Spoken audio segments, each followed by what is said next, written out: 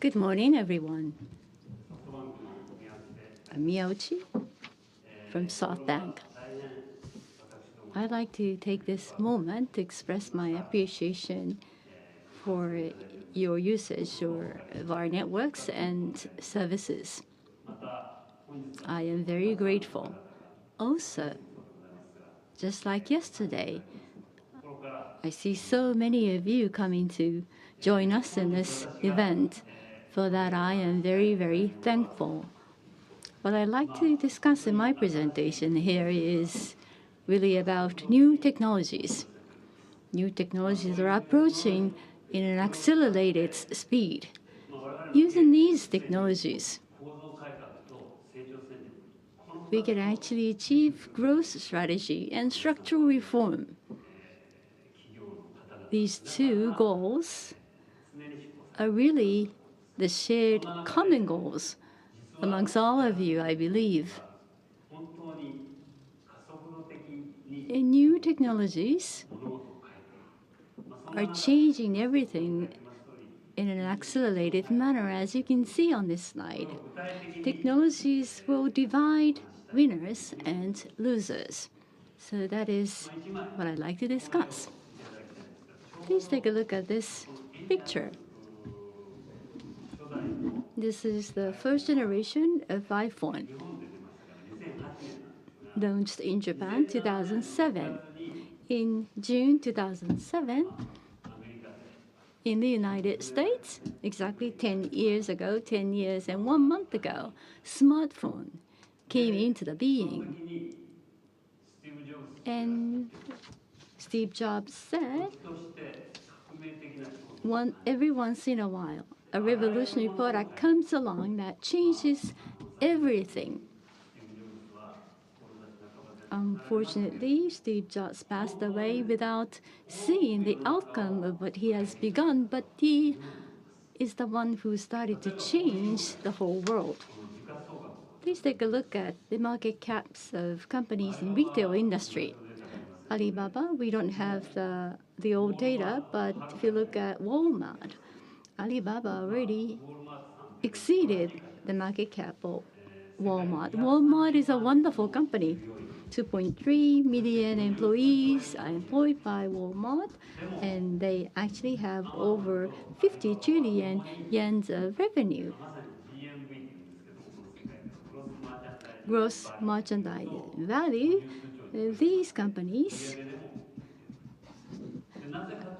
Alibaba has already exceeded Walmart in this term. And in 2008, smartphone came into our world. Since then, e-commerce experienced explosive growth. There will be an accelerated competition over AI amongst Google, Amazon, Alibaba, and other players. Even senior end users are able to actually use their voice to do the shopping. Use a smartphone in your pocket to buy something. You can use your voice to purchase something. See, the growth expected for the coming 5 years is going to be more than we can imagine. The same impact is seen in automotive industry as well. Tesla has been very competitive. It is almost on par with the global #1 GM automotive company in terms of market cap. Last year, it is a little smaller than GM, but Tesla has only shipped less than 100,000 cars. Ford, close to 10 million. 10 times more than Tesla, but they are actually crossing the lines. Tesla is growing fast, Ford is declining. You may have driven Tesla vehicles. It's not simply EV, auto-driven EV. There is a huge tablet mounted on Tesla's vehicle that controls everything about the car. And it's been upgraded electronically, simply. And that's the new world that Tesla has built in this industry. That is also another representation of the power of smartphones. Same for Netflix. It has 100 million subscribers that are paying every month to Netflix. In the film industry, well, this may not be a direct comparison. Maybe Netflix should be compared to cable TV company for the fairness, but as you can see, Netflix actually experienced overwhelming powerful growth. Now, with the advent of autonomous vehicles, we can also look at GPU, NVIDIA, that actually created the graphics processors for games. For the past 1 year, its share prices grow more than 8-fold. This, too, represents a major technology trend that is emerging. If you look at hotel accommodation industry, in Japan, it's been a regulated industry. It's heavily regulated. But Airbnb started its operation in 2008. Since its inception, it is now operating 191 countries. In terms of city, it is operating 65,000 cities. And in terms of number of rooms that they can offer, it is overwhelming number one. Uber, Didi, or Aura, or Grab, they are operating across the world. If you look at the revenue, it is close to 2 trillion yen. And this business model was impossible without smartphones.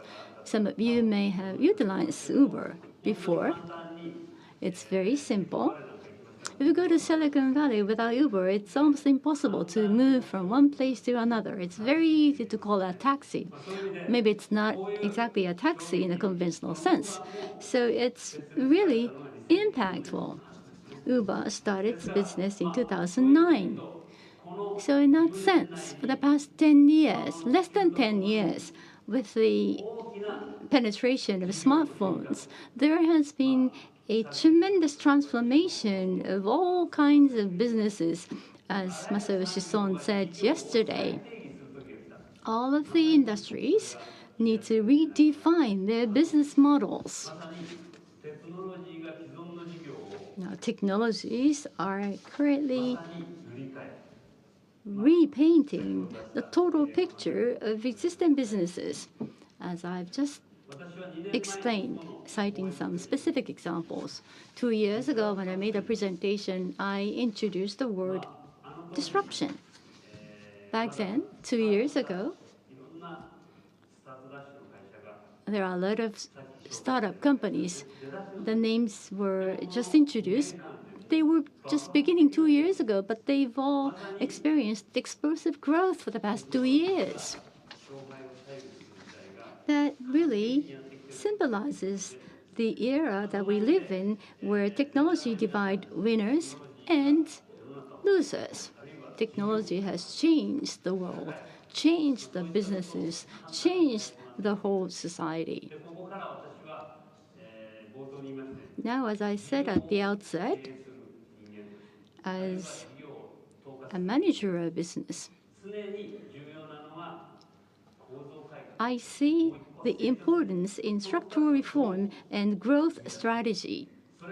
These two values are very strongly needed, and they are very closely interrelated with new technologies. So I'd like to actually introduce what we are doing internally to try to connect these important values.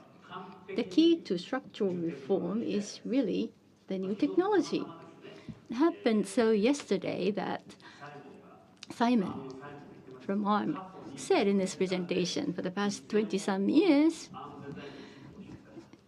100 billion chips were shipped by ARM, but he's also said that he can achieve another 100 billion taking only 4 years. I think what he said is going to be proven true 4 years from today. IoT or AI or big data are supporting companies. companies are becoming data-driven companies. So in terms of structural reform, AI can play a role. I have some examples to prove that. The number 40.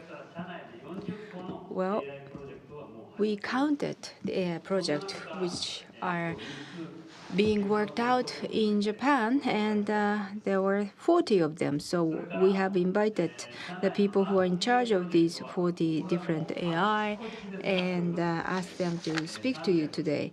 And around 300 RPA projects are already in our company. When it comes to RPA, is there anyone who are using RPA? Please raise your hand. Almost none. In a nutshell, this is robotic process automation. The process of using desktop and others can be all automated, and robots can replace people. So this is a software. And as you saw, the word AI is written so often on the newspaper, but the companies which really introduced AI in their companies' businesses, only 1.8%. Even for RPA, the IT magazines usually talk about RPA, but the company which introduced RPA in their companies, only 4.9%. And I think this is very useful for your company, so I hope that you want to take a look at them. This is one use case. This is the emergency responder for network maintenance. So something went down or some incident takes place, and the incident responders are very busy with day-to-day calls. Sometimes 2 o'clock in the morning, they receive a call and go. Our network, however, never down for last 5 years, so don't misunderstand. We don't have this. But the software can predict any incident or any trouble. So our team have to work almost like 11 times a month, that they have to work for the predicted failures or predicted incident. So we have invited Mr. Uchi of the Network Operation Department. He's very young, but he's working on the use of the AI. Mr. Uchi, now floor is yours. Good morning, everyone. Thank you. My name is Uchi. I'm working for Network Operation Department. Well, I will give you the reason why we developed this. If we were called up during the night, it's really hard on us. We are protecting the telecommunication 24 hours a day, 365 days a year. We always have to look at whether the alarms are issued in anywhere in the network.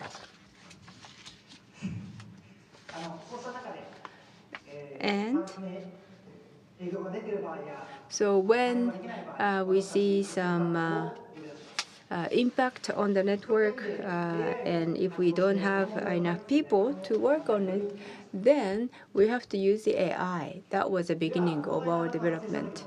So I give you the procedures, what we do. What we have to do is to usually log in on the network remotely, and we looked at each procedures and react to this. And we have to do this almost every day. So there are 6,000 procedures. Yes, there are 6,000 procedures. And we have to find the most appropriate procedures for a particular incident. Now, this is about the development process. We had to create an index to be learned by Watson. So first, we define the criticality level and also the relation between the incident and the criticality. The criticality means that whether you have to work on it right away or not. And the relationship is that whether that incident is falling into these categories. So two different informations were created and be learned by the Watson. And we worked on them and tried them. And if there are some errors, then we made some very fine tunings and tried to improve the information, again, to be fed to the Watson. So please look at this image. It is instantly done usually, but in this case, I go step by step. First of all, when the monitoring system detects any abnormality, then issue alarms. But sometimes we get so many alarms. So alarm information goes to AI system. Then this system sends information to the AI about the priorities. Then the returned informations are processed at the AI system. Then among the all the alarms, that it gives the most critical, highly prioritized issues. So this is the alarm that we receive as a most prioritized alarm. So when alarm is issued, then the people usually look at the information and then detect the cause for that. And then it used to take 23 minutes, but now with Watson, only 2.5 minutes. So that this is the Watson R&R to use in the future so that we can make it even shorter. So if we can really do it, then we don't really have to work during the night. Now, these are the benefits of usage of AI. Well, when the impact is given to the customers, sometimes we cannot be really neutral. We get really concerned about it.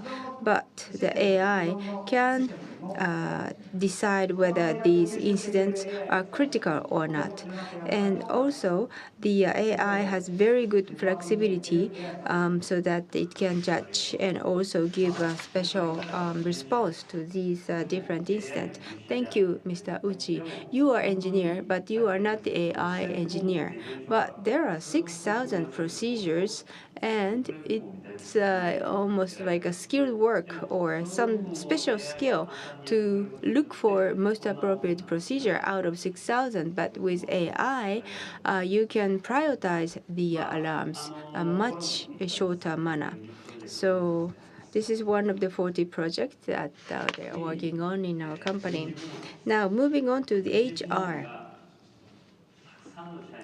There are so many people working for us, and it is written by the mass media, so it is well known. And AI is used for ES measurement.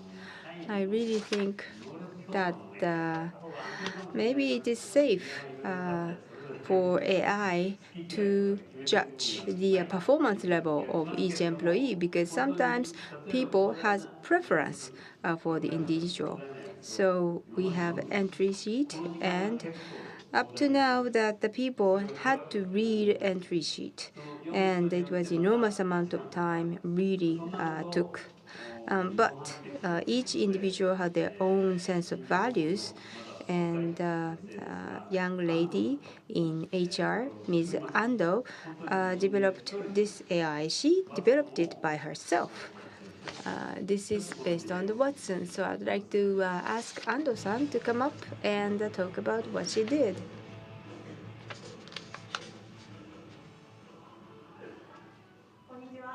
Hello, everyone.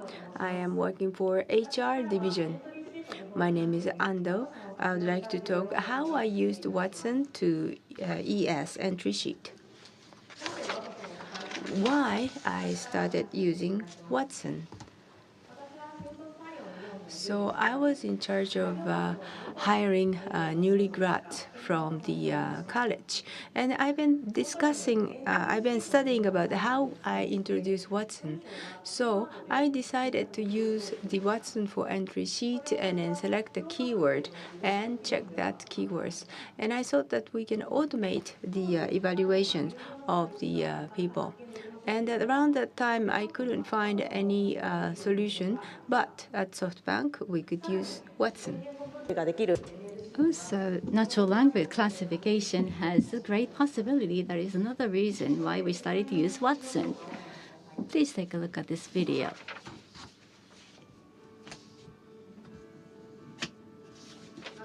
Students write into entry sheet on the web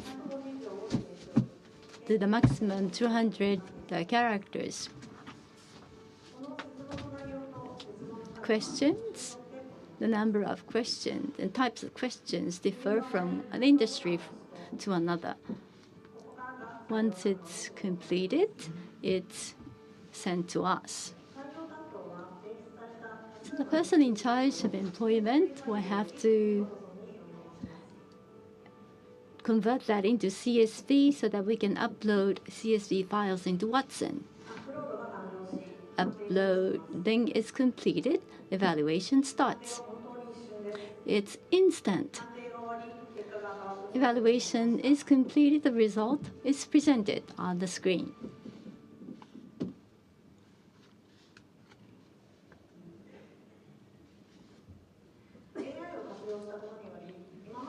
As a result of utilizing AI, we have been able to shorten the time from 680 hours to 170 hours. The time that is freed up can be directed to strategic activities. Next, let me simply explain the mechanism of utilizing NLC. Already evaluated entry sheet has been supplied to Watson as learning materials. The key to utilizing NLC is the building classifier. This is the basis of evaluation. Teaching data needs to be designed appropriately. We had used the past few years of entry sheets as the learning material. We were not able to get sufficient evaluation result. The problem of AI is for us not knowing what has happened in the process. It's a black box. So Watson, likewise, doesn't tell us why they have come up with the outcome. So we had to actually set assumptions, why we were not getting sufficient results. We have several different types of data that is supplied, and that actually include a lot of noise. Also, the IT terms that we use today are different from years before. Singularity, for example, is a new word that we do use only today, not few years back. With these assumptions, we decided it is important to have tuning to learning data for Watson.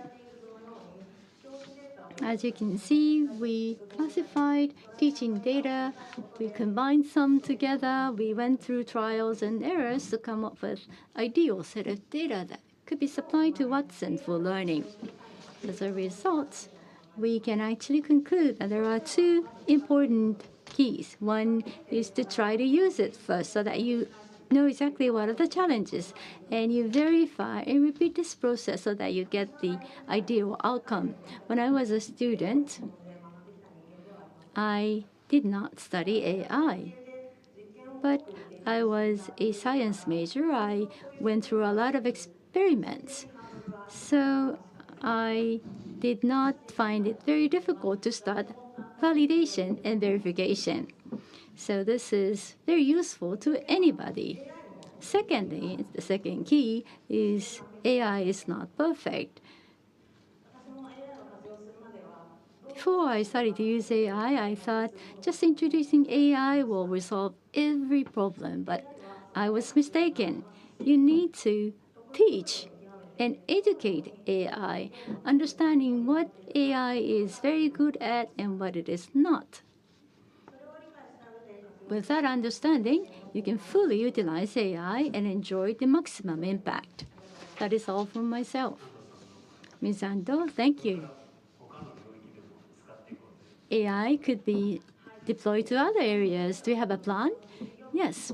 It's not just employment. We would like to employ that to other areas within HR department. Thank you. In different business departments, I believe that there is a great possibility for AI to be utilized. This is another example. This is the writing quotations. It takes 46,200 hours. We have a subsidiary company, CNS, that is the IT distribution company. There is about 400,000 items, and they actually receive requests to formulate 750 quotations every day. So RPA and AI are now put to use to improve the situation. So let me invite Mr. Nakagawa from ICT Sales of SoftBank Commerce and Services. Thank you. I am Nakagawa from SoftBank Commerce and Service. First off, I'd like to introduce our project of AI. Last year, Business Department and Systems Department decided to use new technologies, AI, IoT, and VR, so that we can renovate our systems and innovate our business. We started a project. The team members were not experienced in AI, so we started to participate in seminars, started to read books, and try to listen to what experts had to say about AI. So what happened before the deployment? From the advent of SoftBank, we are in charge of ICT distribution. We receive a lot of inquiries and requests from our customers. Our mission is to be able to respond to them quickly to strengthen our business. So what are the skills that are needed? That is a theme that we set up so that we can verify our data that are stored in the system and in processes. We repeated the verification so that we can introduce AI into internal systems, setting up priorities, and we actually started to release functions in phases. When we classify inquiries, this is the process to introduce Watson, first of all. First, we receive learning data, mainly email messages that we receive from customers. We have 3 buckets there. Watson, for example, had the highest accuracy, so we tried to use Watson out of the 3 candidates. We also try to remove noise. For example, if it's the enterprise customer, there is always a pleasantries that are included in their business messages. We can get rid of them to improve accuracy of the outcome. As a result, accuracy is 86% for inquiries. For quotation, 97% is the accuracy precision level. This is quotation formation. This is the email inbox. This is a request we receive from customers. AI read out to understand what the customer is asking. If it's a quotation that is needed, they try to find out what is the type and the model number. RPA will be able to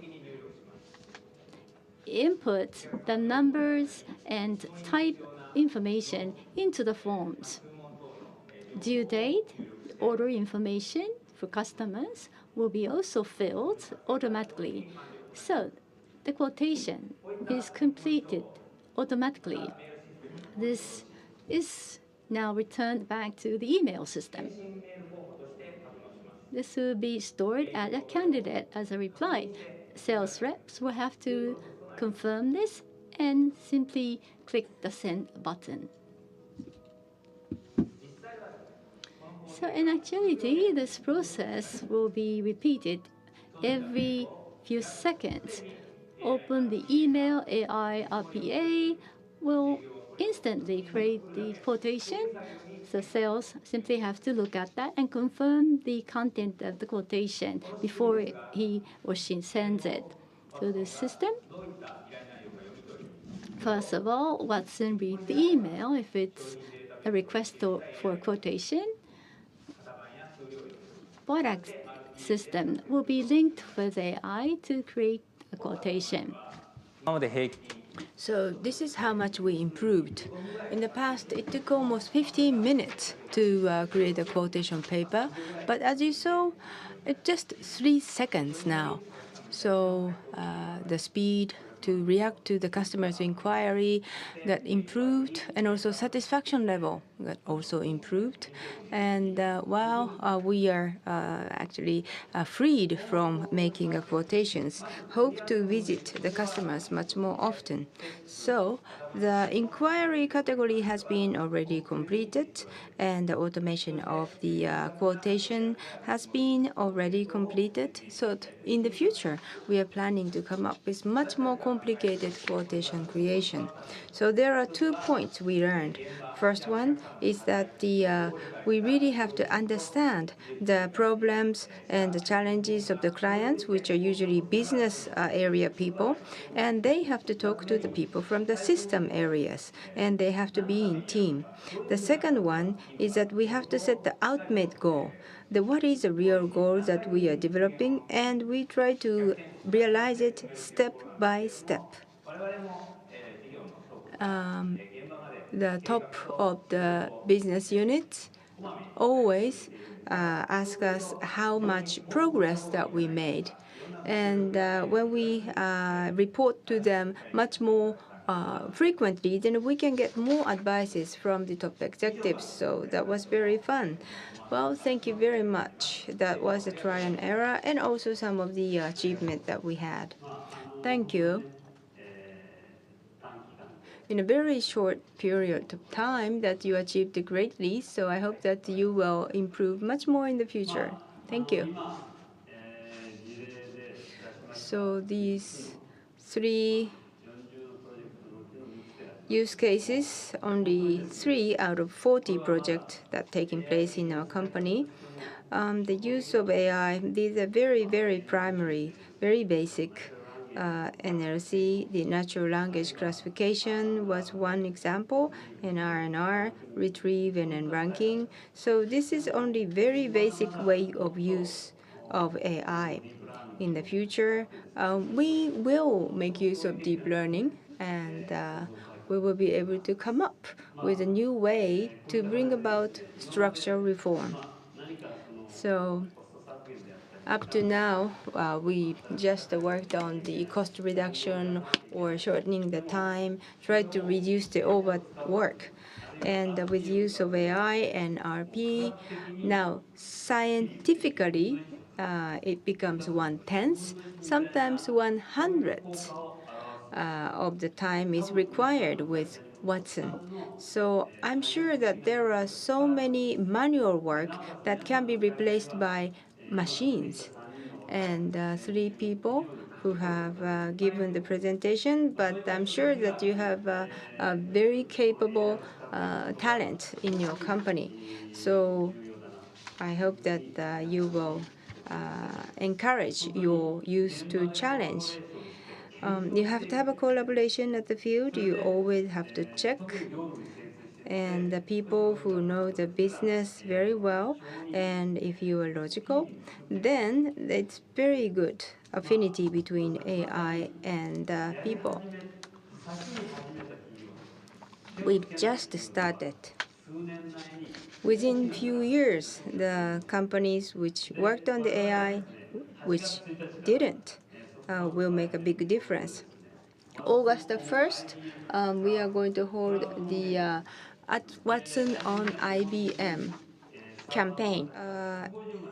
6 API now became 150 APIs, so you can use it for many different types of works. And you may think that AI must cost a lot, but it's just hundreds of thousands of yen. The initial development cost, still 100,000 of yen. So as you saw in the examples, just one person can work within 1 month, and this can also replace 10 people. So it is very low cost, and we will be proposing these type of new projects. We cannot dismiss the growth strategies based on the new technology. SoftBank itself, or SoftBank Group, has Vision Fund and a few other projects. And you may think that SoftBank itself is a telecom carrier such as Docomo and au. But I would say our company is beyond carrier. We've been working towards that goal. So AI project, IoT project, robotics, and the digital marketing, utilities, fintech. As for growth strategy, we embraces all these different types of projects. The area that we can help to improve their structures, and we really would like to do that. To do so, we have to combine IoT, RPA, and AI, and we aim to be a data-driven companies. The data is the life of a company, and data is a core of all the companies. Against that backdrop, IoT platform is very important. Miyakawa will be touched upon IoT later. But in the future, well, we brought information revolution to make people happier, and ARM design chip will be 100 billion chips will be used in 4 years. And these will be used in the utilities, manufacturings, retails, constructions, agriculture, and distributions, and then healthcare and finance. Things to things to people, and people to people. Everything will be connected by the network. And IoT will be revisited by another speaker, but this is our growth strategy. So having said that, I'd like to introduce a few companies, even for the office.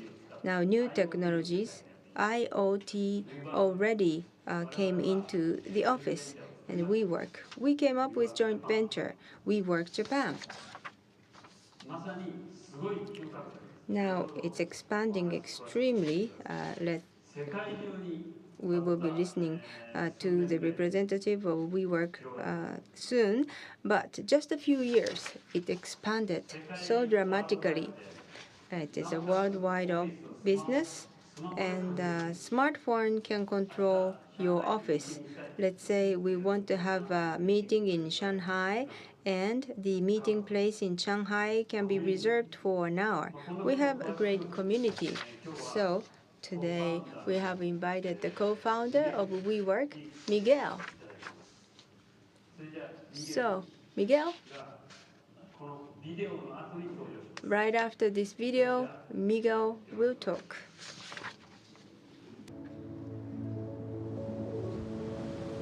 I think it's really hard when you're starting out to follow your dreams. I think it's really, really hard. We started in our living room, essentially. And I think what's appealing about WeWork for us as a company is that it makes your life extremely easy. The first day of building a business is a big day because that's the day when the full dreams come into play. But then the second day, reality kicks in. Where's my office? Who's my internet provider? How am I going to pay for electricity? Where am I going to get sales from? At WeWork, we really strive to help you as much as we can. Focus on doing what you love. Create your life's work and let us take care of the rest. When we first started out at WeWork, we were 10 people and crammed into a teeny office, and now we're 30 people spread out across 2 beautiful offices. Then on top of that, you have all of the common shared space, right? So you have kitchens and booths and phone booths and conference rooms, and a big part of the team has really taken advantage of the fact that it's such a community. The ecosystem has provided a really great place for our team to grow. We're a community company. We're a company that is looking to create opportunities for people to connect. That happens in our physical spaces. The vibe that we create, the energy that our members create is something that you feel when you walk in. When we see our members inside of this environment, we're inspired to help them. It's all in service to this bigger picture of how do we make people happy? How do we get people to be engaged with their life? WeWork is the office space of tomorrow. The future is about light, innovation, creativity. It's going from me to we. We give you space that will inspire you, uplift you, and help you innovate the products of tomorrow.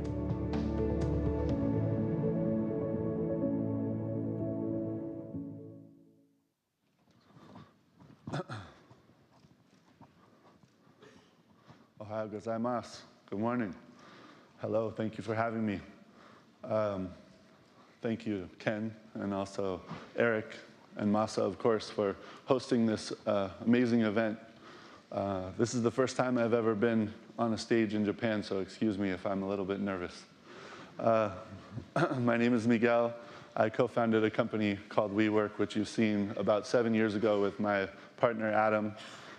We were in New York, and we were a part of a business community of people creating all kinds of new things, new technology companies, architects, hat makers, filmmakers, and we felt that there was a new energy that was emerging amongst people who wanted to pursue their own future, look for the ways to be fulfilled by their work in a new way, to explore themselves through their work. And when we started the company, we had one small building in Soho, and in the last 7 years we've grown. We're now in over 150 locations around the world in 50 cities, 15 different countries, and we have over 130,000 members. And these are all companies of varying sizes, from the freelancer, the individual entrepreneur who has a new idea, all the way up to some of the largest Fortune 100 companies in the world. And what we've seen is that this wave of the future is emerging quickly in markets everywhere. We're in China, we're in Australia, we're across the United States, we're in Europe, we're in Israel. And what we found is that no matter where we go, the spirit of people for change and innovation is the same. And when we looked at coming to Japan, and as we've gone into all markets, the part of being we, of thinking about WeWork, is often begins with partnership. And in SoftBank, we found an incredible partner. We found a group that was aligned with our mission, appreciated our values, understood what we were trying to accomplish, and shared the entrepreneurial spirit. I think SoftBank is obviously incredible in being entrepreneurial themselves, but like us, they also support the best entrepreneurs in the world and the best emerging companies in the world. And so we are very much aligned in wanting to help people achieve their dreams and wanting to achieve a very high impact and to leverage ourselves and our companies to make a difference in the world. And so when we had the opportunity to work with SoftBank, we knew that it was the best way to enter the Japanese market. It would not only help us, obviously, with business connections and understanding the local culture, but also in the ways that we could work with the other portfolio companies at SoftBank, and also with all of SoftBank's customers in the future, to figure out the ways that we can support them even further. So our mission is about more than work to make a paycheck, more than about making money. Our mission is that people will work for meaning, for purpose, to make a difference in the world. And we've realized in our community that this is something that when you find a real purpose in your work, when you can look inside yourself and you go through a process of self-discovery to find what is your best ability and your superpower in the best way that you can contribute to the world, that you find the greatest fulfillment. And so we want to create environments where people can pursue that, can look for the ways that they can have the greatest impact. And we want to create an environment that's safe for new ideas, for innovation, for change, for risk. We want to create a safe place for failure where people can try to bring new things to life, and if it doesn't work out, that's okay, because you're surrounded by a community of people who are all doing it together, who are all interested in trying to change the world in a positive way. And when you're surrounded by people who are doing that, you're always safe because you know that you'll have support no matter what happens. And for us, when we started, we knew that this was something important for small business. We knew that the entrepreneur needed to be a part of a community, that being surrounded by other people was helpful when you're trying to think of something new, when you're doing something really hard, that being a part of a community can help you succeed. But what we learned was this environment that we created was more than that. It was actually a great place for big business as well. It was a great place for some of the largest companies of the world, GE, Microsoft, HSBC. They work with us now. They put their teams inside of WeWork locations because they found that this environment is actually wonderful for them as well as they grow and change and try to pursue a new future. And so the future of open innovation depends on this collaboration of the big and the small, of the old way of doing things and the knowledge and the incredible importance of understanding the way big companies operate and how you grow and scale, but also to combine that with the small business, the innovators, the startups, the ones who are crazy, who are thinking of new ideas every day, who can't hold back their excitement for change. And when you put those two things together, you can create the most powerful opportunities for both.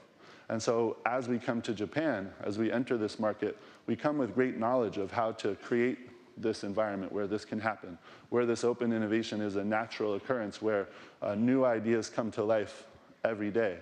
And this is what we're excited to bring here, and we're excited to collaborate with so many different companies here to engage in this dialogue, to figure out what is the future? What does the best place for all of us look like when we want to pursue a life of meaning, where we want to achieve success, not just financial success, but in the impact that we make in the world? So we're coming to Tokyo. We're very excited about it. I was here about 15 years ago. I graduated from college, and my friend was living in a tiny apartment in Honatsugi. And tiny, tiny, tiny. I'm a very big person, and this was a very tiny apartment. I could barely fit inside.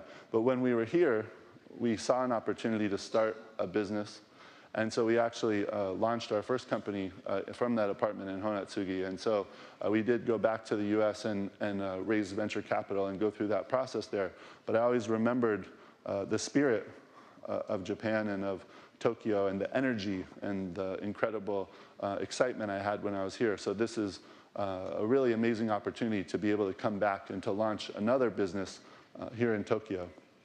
And one of the important things about what we do, whoa, we lost it? Okay, is we have this global company. We're in great cities around the world, but we operate very local. We hire local teams. We have really awesome young people who operate our buildings, who work in the community to connect with people, to create this environment where, again, the big companies are exploring a new future and the small companies are growing and scaling. And that operation has to do with both the day-to-day and the way that we operate the space, but also in the way that we celebrate the potential. And one of the things that we've started recently is called the Creator Awards. It's a celebration that we're doing around the world in many cities. And we're trying to explore the ways that we can support even more and also celebrate, try to uncover the people in the world who are doing the coolest things. And so I want to share with you a video which will show you what we've done in cities around the world in the past, and that we will bring to Tokyo in the near future, hopefully. And so I want to say thank you again to SoftBank and for the opportunity to be here. And we couldn't be more excited to be a part of the Tokyo business community and to the evolution and the future. So thank you.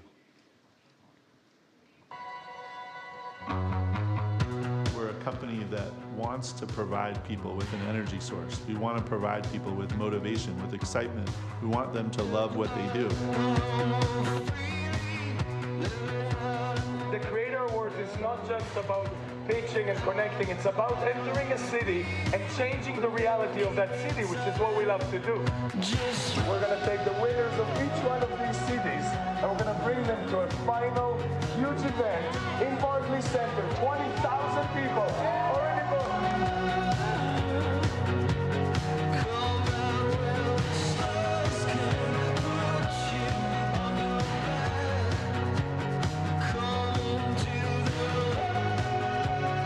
As a global community, will become better, will become stronger when we're all connected.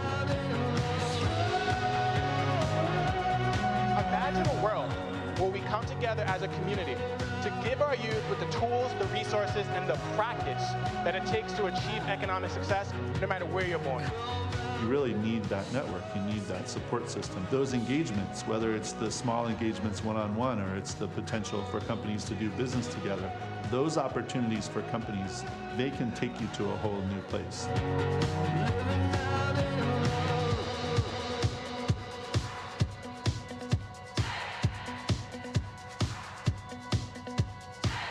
Okay, Miguel, thank you very much. Thank you for having me. Let's make it in Japan. Yeah. Soon. Very soon. Yeah. Big Japan. Big in Japan. Okay. Thanks, Thank Ken. you. Thank you.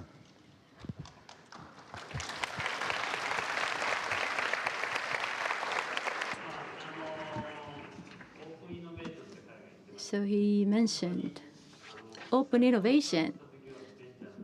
When it started, there are a lot of venture companies.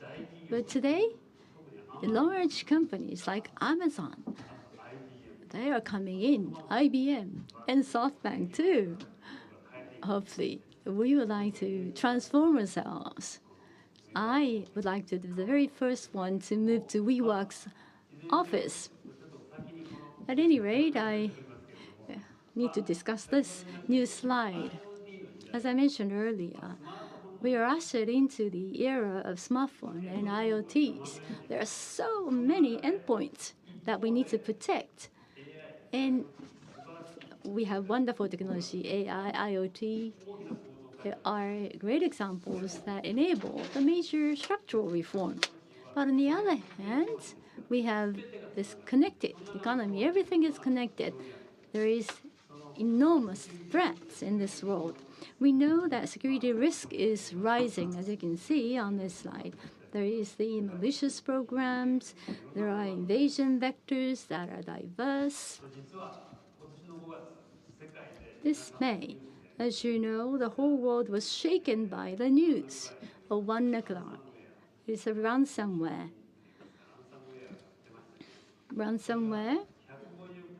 that actually affected 150 countries and infected more than 300,000 devices.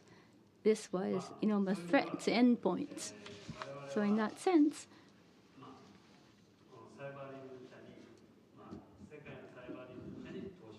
we decided to invest Cybereason. We have a joint venture set up in Japan. CEO or co-founder of Cybereason, Lior, is with us. We're looking forward to what he has to say. Lior, please come onto the stage. Okay, thank you. Thank you very much.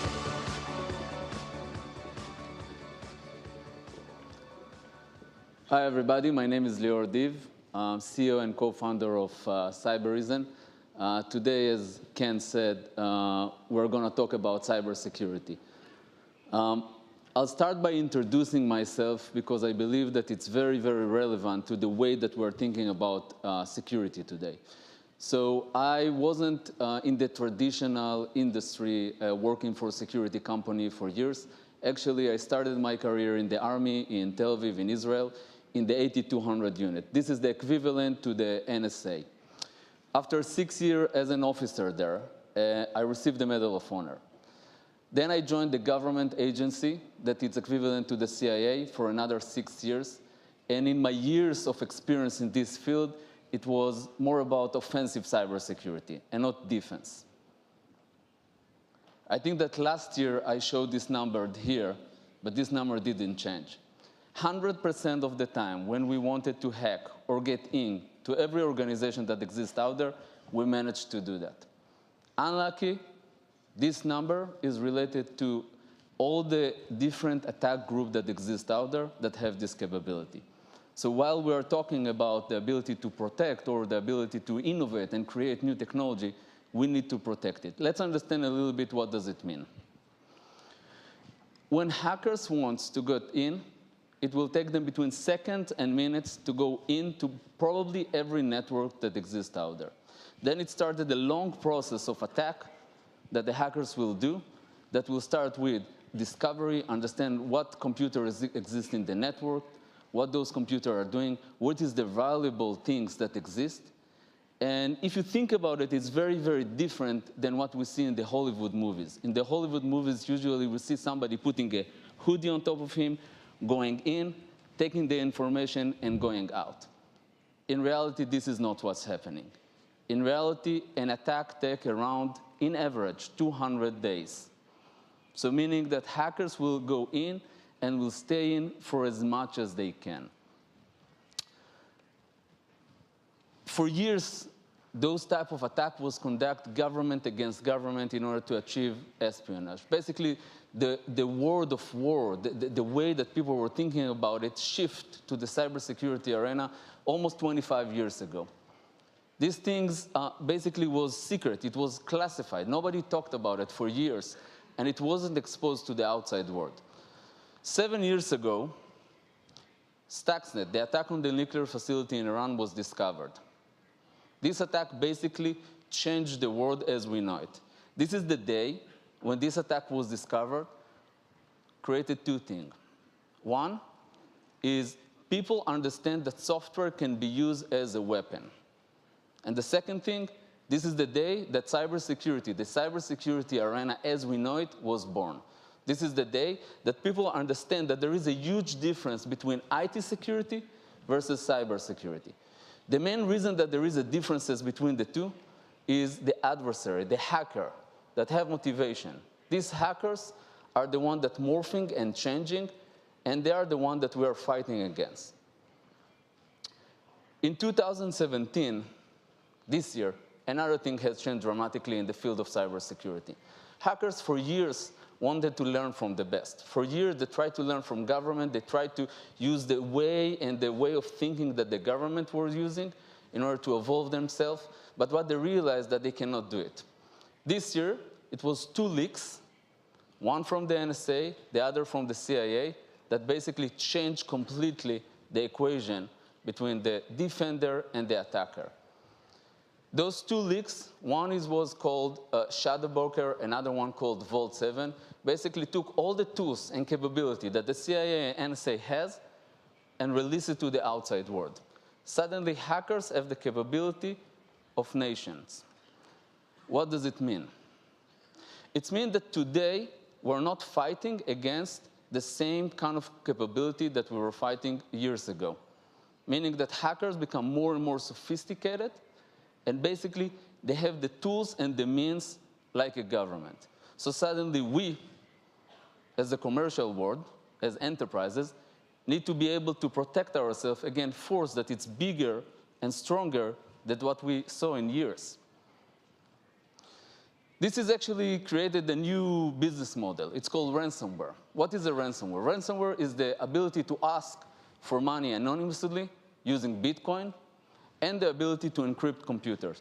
Those two things, when they merge together, they created a new business model for hackers that actually they can ask for money. So if you think about it, nobody today is robbing a bank using a gun anymore.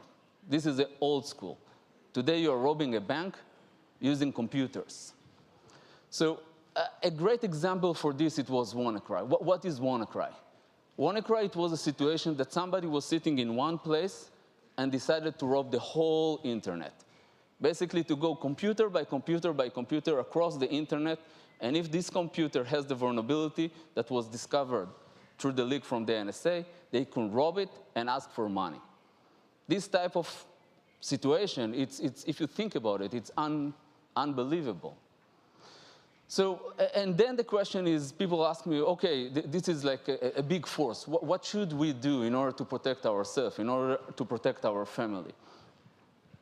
So we at Cybereason, and I talked about it last year, we invented a new method, a new AI method that laser focus in the field of cybersecurity.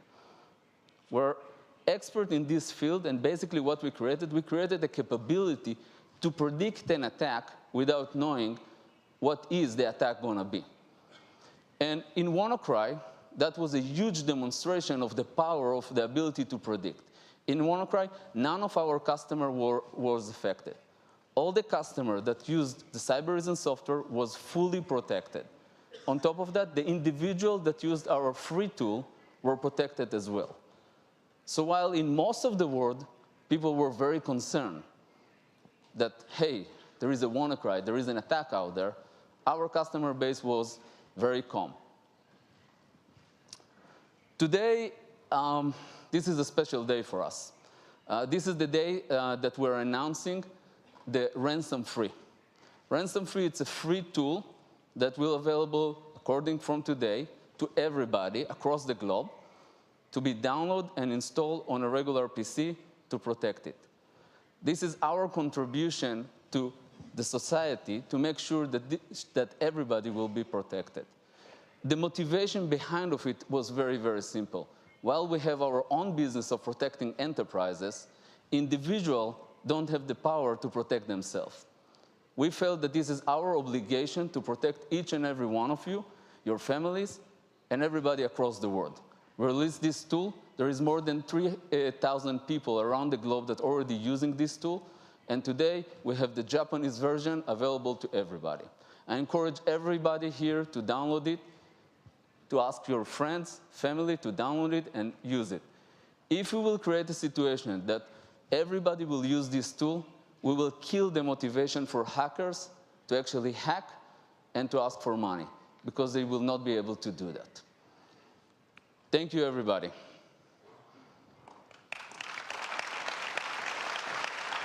Thank you, Lior. Ransom-free. It's very interesting. So, how many units did you ship in US? We already installed 300,000. 300,000. Yes. Okay. And already in the past few hours, there is already 1,000 people that already downloaded it. Okay. Okay. Good. Thank you. Thank you. As he just said, ransom-free is a product which has already been proven to be very effective in the United States. Now, today, ransom-free has now been launched, free version in Japanese language version. Through technology, wonderful things can be done. On the other hand, technology can be used for protection. So SoftBank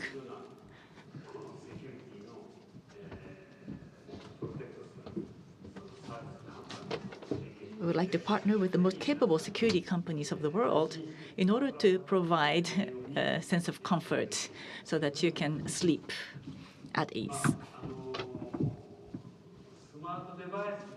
Now, smart devices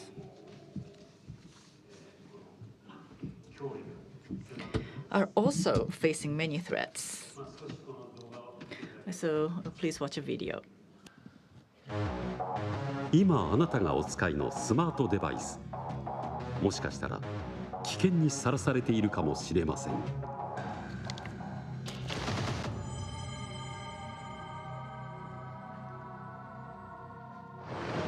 普段何気なく接続している無料の Wi-Fi スポット、本当に安全ですか？悪意を持ったハッカーは Wi-Fi スポットになりすまし、あなたのスマートデバイスが接続する瞬間を待ち構えています。もし気づかずに接続してしまえば、大切な個人情報がハッカーに奪い取られてしまうのです。メールや通話履歴、アドレス帳などの情報はいとも簡単に抜き取られ、あなたの個人情報は丸裸にされてしまいます。また、スケジュールからあなたの行動が筒抜けになり、被害が拡大していく恐れもあるのです。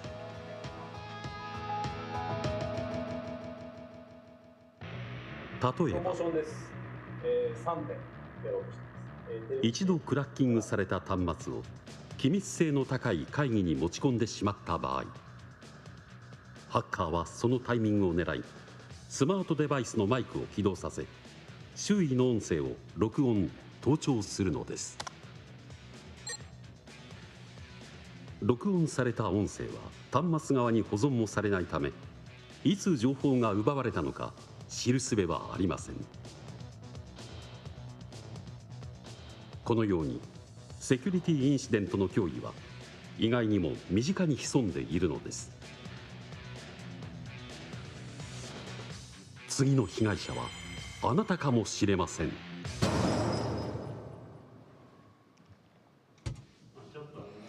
That was quite a scary video, but yes, these kinds of incidents are becoming reality today. Now, Zimperium, and those of you who have purchased SoftBank smartphones, if you purchase the basic package, and then this is already part of the solution. Verizon, Sprint, and many other smartphone companies are doing this, but what we want to introduce is Zimperium, which provides a AI-based security for smart devices.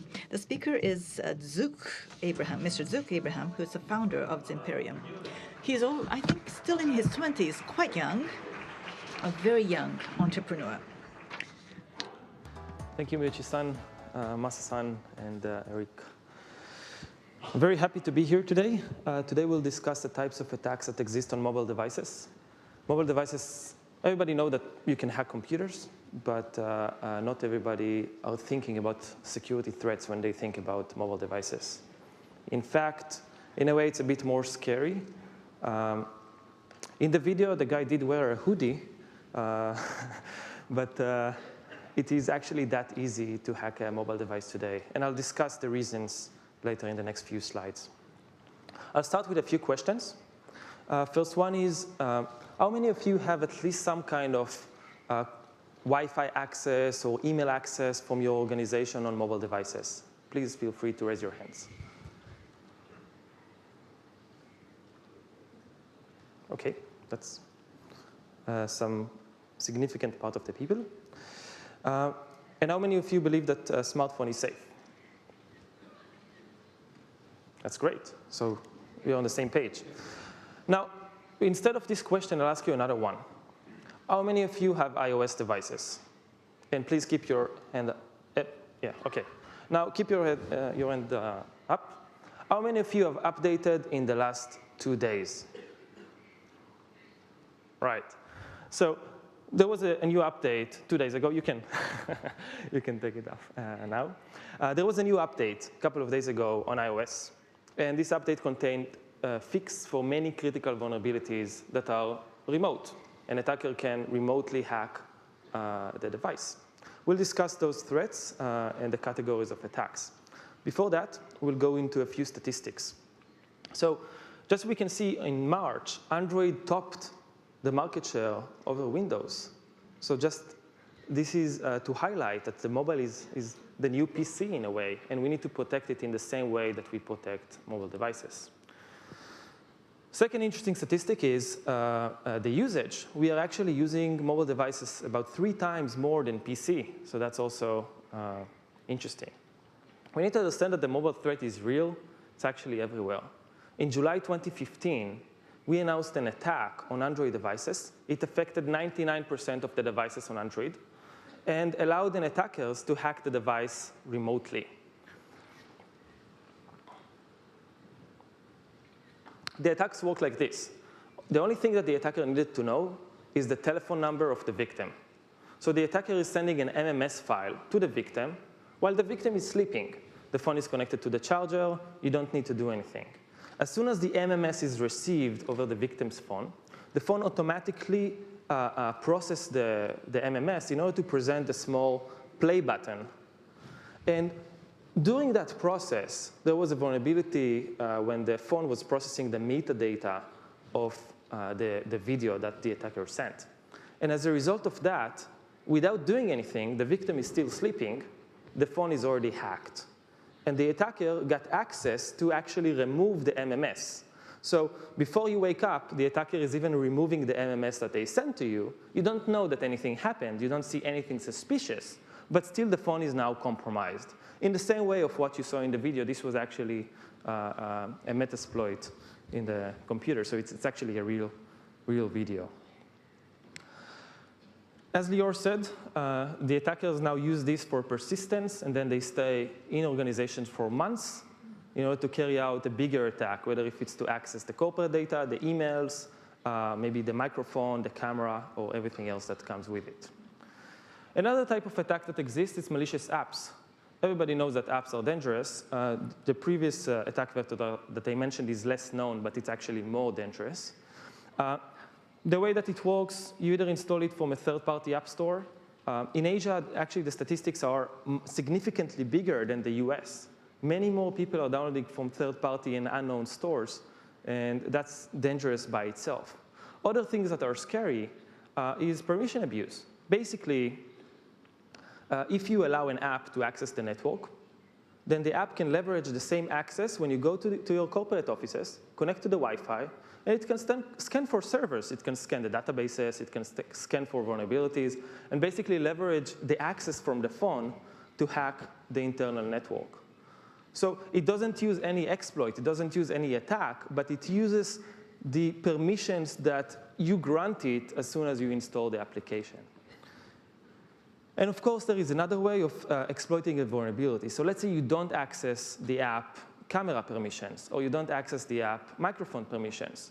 But if the phone has either publicly available or not publicly available vulnerabilities, the app could leverage that in order to gain access to permissions that it was never granted, such as the microphone and the camera. And the other types of attacks are just like we saw in the video, network attacks. These attacks exist because when the network's protocols were designed in the 70s and in the 80s, they never thought about security. They never thought about hacking could be a problem. The only thing that they thought about is availability. Who is responding the first? They didn't think that there would be a malicious actor in the same coffee shop as someone else and always telling your phone, I'm the router, I'm the router, I'm the router. They didn't think about that possibility. And as a result of that, those things cannot be easily fixed. It's part of the protocol. So everyone could basically hijack your network communication, and it is allowed as part of the protocol. This is very interesting. We spoke yesterday about the future. We spoke about 50 years from now, 100 years from now, 300 years from now. But what about the next 10 years? What about the next 15 years? So what we can see here is the iOS distribution. Only 11% of the users, which is about 110 million devices, are still running iOS 9. This means that, and in some cases, let's say Hong Kong, is 30%. So this means that everyone could take a publicly available exploit. They don't need to be a top hacker. They don't need to be experts. They don't need to be nation states. They can take publicly available exploits and simply send it to an iOS 9 user, and we'll see something very similar to WannaCry on mobile devices. On Android, it's much worse. On Android, actually, as a result of our vulnerability discovery, there are now more updates on the Android ecosystem. This changed the entire ecosystem to provide more updates. But on Android, it's actually quite worse. 88.5% of the users are running not the latest version. 88.5. So if you take that and you think about PC, and let's say WannaCry only happened on devices that didn't have updates. In mobile scenario, in many cases, you don't even have an update. You have 10,000 employees. About more than 5,000 of them will not have the latest version. So in this room, about 10% were under attack and not even knowing about this. 22.7% have permission issues with apps. And about 45.5% of the users are running an outdated OS. With the recent couple of days updates on iOS, the actual number is much bigger. So what is the right approach? Do you want to allow mobile access in your organization, or do you want to disallow it completely? Obviously, you can't not allow it because productivity comes first. Everybody knows about this. Productivity first, security second. It's not ideal, but that's the reality. So the ideal thing is to have a conditional mobile access. If the phone is under attack, you immediately remove the access. If the attack was fixed, you immediately restore it. We partnered with SoftBank to offer the best protection in Japan. And we have been using AI for the last 7 years in order to offer mobile security protection for device, network, and applications. And we were able to do it successfully for not just known attacks, but also unknowns. In the last 5 years, we were able to detect 100% of iOS and Android attacks that became public without an engine update. The ideal solution has to be always on, and the limitations of mobile devices has to change the entire way of how security companies think about mobile solutions. It has to be, you have to take a battery into consumptions. Before that, we never took that into consumptions. We also don't have the permissions, the same permission model that exists on PC, on mobile devices. So we actually had to invent this AI technology in order to make the detection work in the first place. Thank you very much.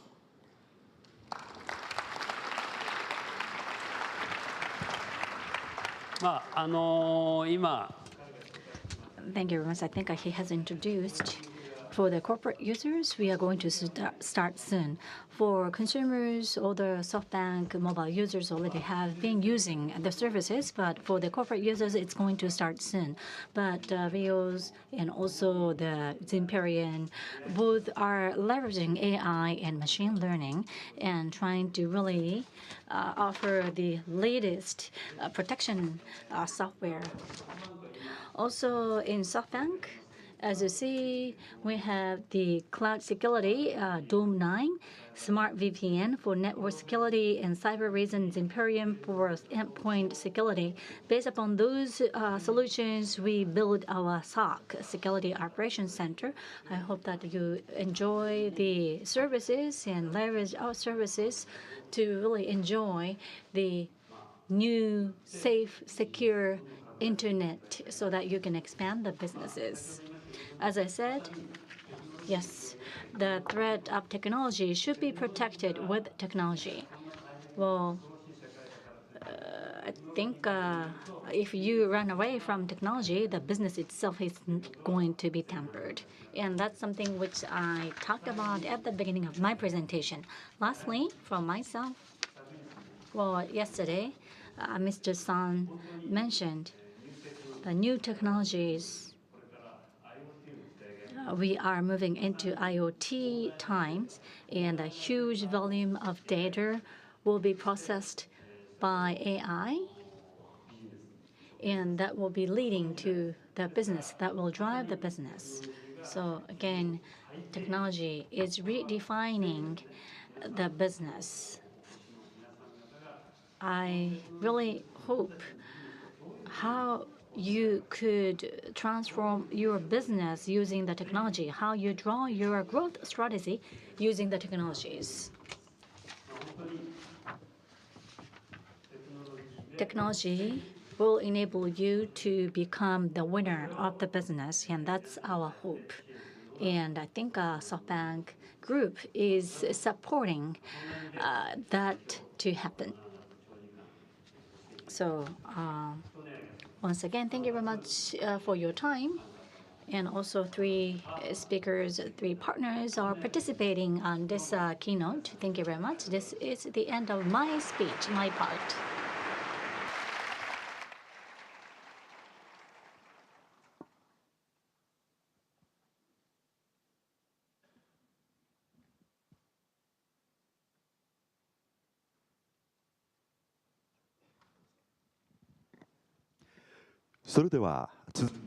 So now, moving on to the next presentation, it is from Microsoft Corporation, CVP of Business AI, Gurdeep Singh Pall. The Era of Deep Learning is his title.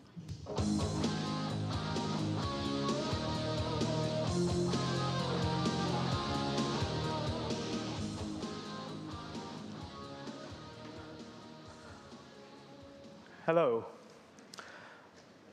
It's really an honor to be here to talk to you about the era of deep learning. You know, the idea of AI was first envisioned slightly under 1,000 years by a Spanish philosopher called Roman Lull. He imagined the idea that something other than human beings could reason. A little less than 100 years ago, the Church Turing thesis was written, which formalized the notion of reasoning by machines. 25 years ago, Microsoft started investing in artificial intelligence with the formation of Microsoft Research. So there's been a lot of work going on in artificial intelligence, but something has changed. In fact, we are going through an inflection in artificial intelligence thanks to deep learning. And we are starting to see some very important benchmarks falling. For example, a year ago, Microsoft Research surpassed human ability to recognize objects.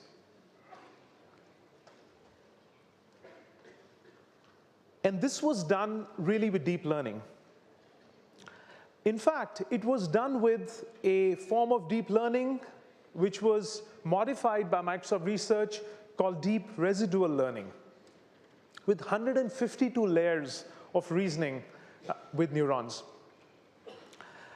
Similarly, 6 months ago, Microsoft Research surpassed human speech recognition goals.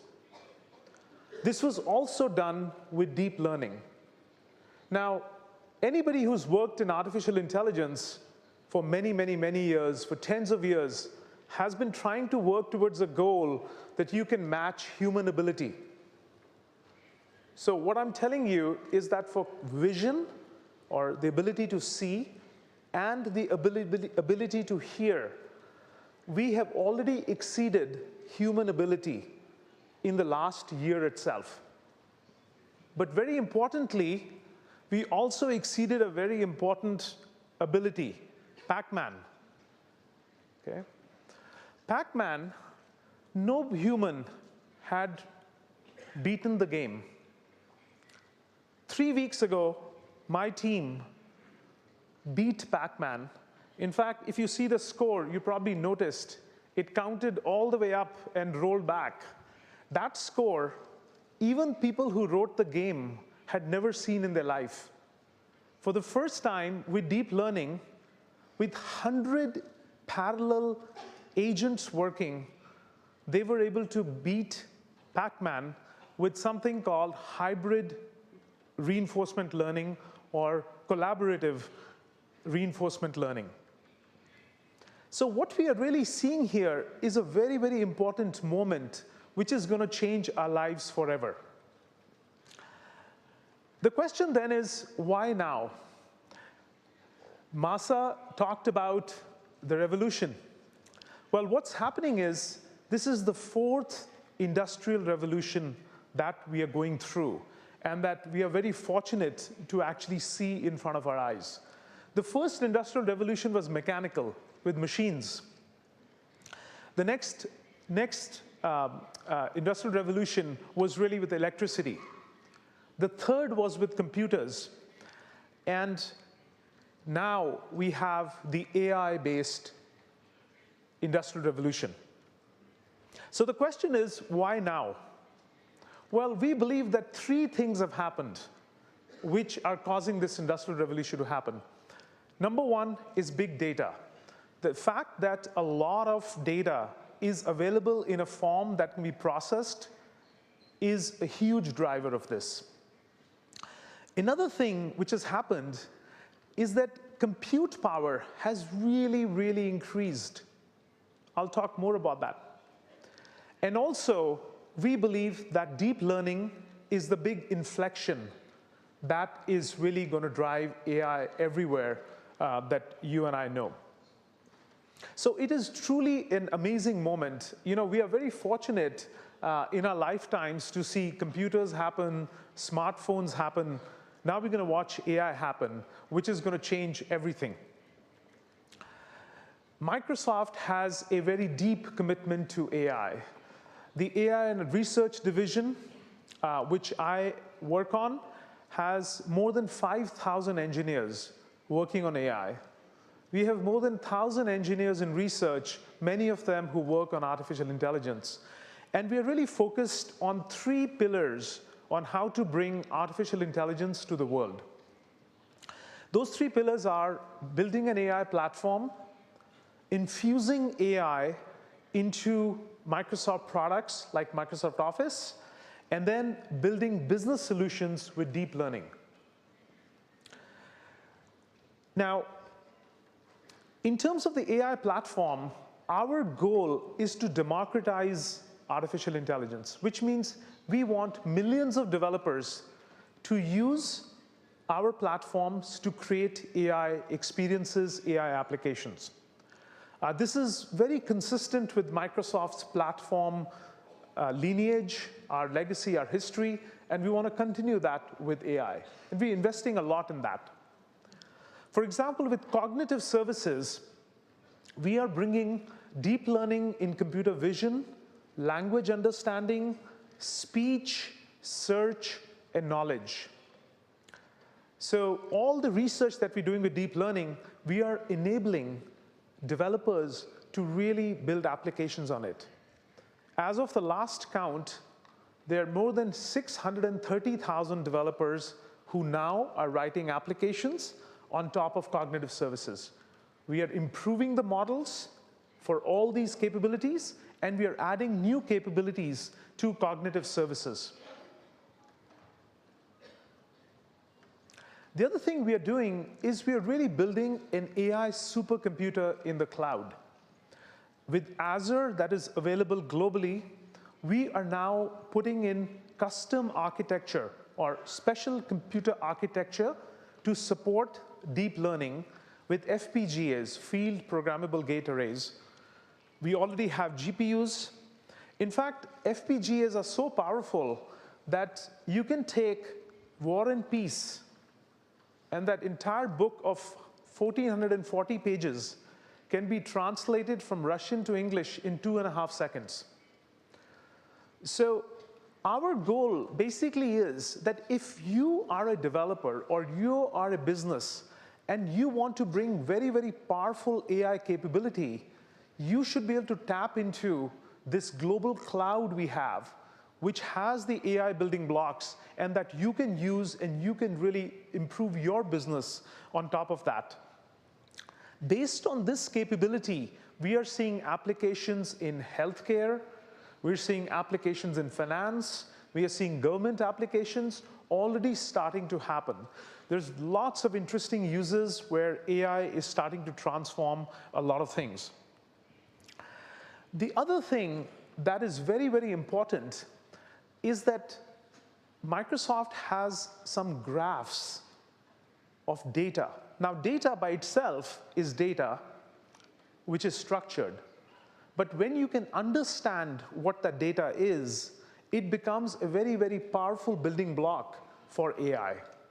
So there are 3 big data graphs that Microsoft has. The Office graph. 1 billion people in the world use Microsoft Office.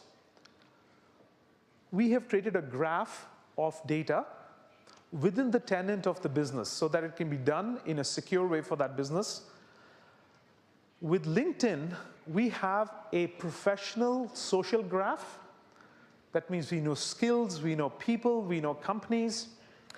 And with Bing, we have a knowledge graph of people, places, and things. So we actually understand the data semantically so we can reason over it. In fact, what we are building is a graph of graphs. So these three graphs are actually interconnected into each other to form even a higher level graph, which becomes super important from artificial intelligence perspective. Another thing we are doing is really taking AI and making it part of our products. I mentioned earlier, we have 1 billion users, more than 1 billion users, who use Microsoft Office.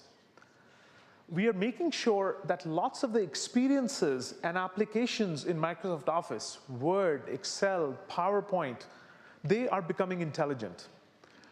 And by doing that, we are really bringing intelligence and efficiency to a lot of people. Similarly, we added translator capability to Skype. 3 years ago, I got up on stage and demonstrated for the first time in the world where I'm talking English and the other person is talking German in real time. In 3 years, we've added 10 languages to Skype Translator, which means we can translate 10 times 10, 100 minus the diagonal, 10. So 90 different combinations of translation is now being done with deep learning as part of Skype Translator, which has completely shattered the constraint that humans have had with language, again, surpassing human ability for translation. We're making Windows a lot smarter. I don't ever type in a password to my Windows machine, and I'm still able to get to it securely with hello, where to recognize my face. We're making Xbox faster. We're making browsing faster. We're bringing all these AI capabilities to our applications to make them intelligent. Now, rather than me talk more about that, I would like to invite up the CTO of Microsoft Japan to come up. Akira, please come and join me and show us some AI capability with Office.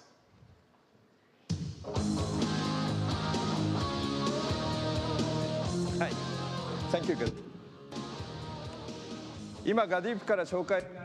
As Gurdeep just mentioned, we are infusing AI into various products and services of Microsoft going forward. Last year, I took the stage and I talked about the beta version of the Skype translator, and I demonstrated it on stage.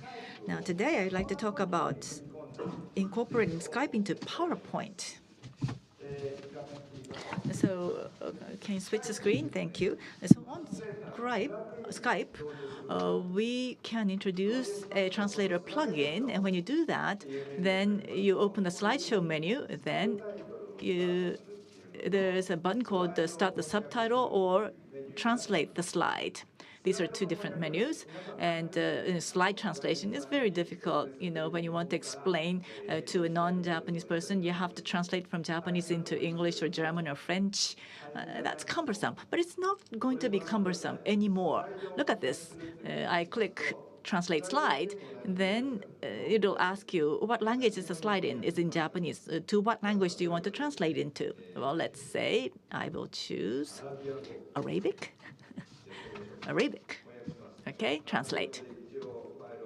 So I will store the file in Arabic, then it will translate into Arabic, and will open the file for me. It took just 1 second. So let's look at others. So I'll open the original file, then I will click translate the slide, and then let's choose a language. Okay, Korean. So let's translate into Korean. And I'll save the Korean version. Come on. Got it. Instantaneous. I don't know if the translation is correct, as I can't attest for the accuracy of the translation. So let's choose English, because then you'll be able to see the quality of the translation. So let's do English. Here we go. Yes, it's translated quite accurately. And it's personal translation. and expected usage mode. These are all correct English translations of the Japanese original.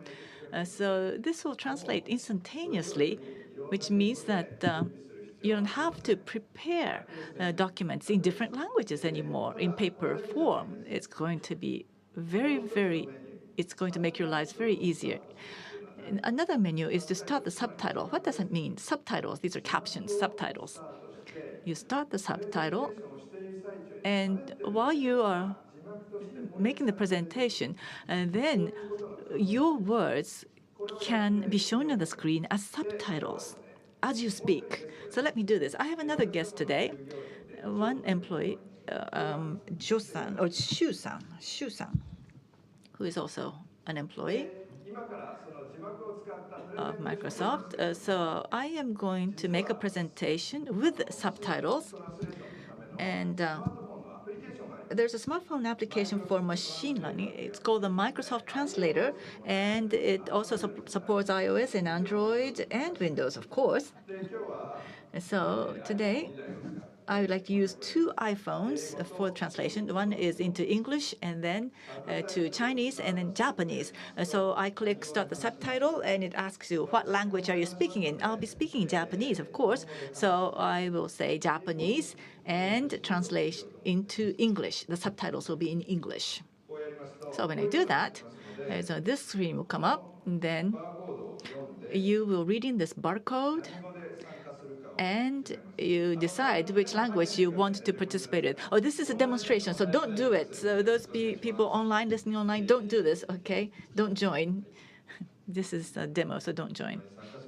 Okay, so I joined.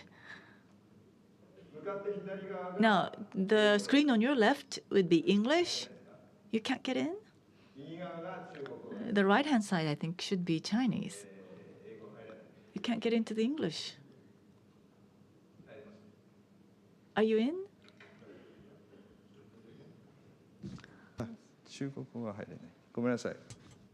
Oh, so it's the Chinese version you can't get into?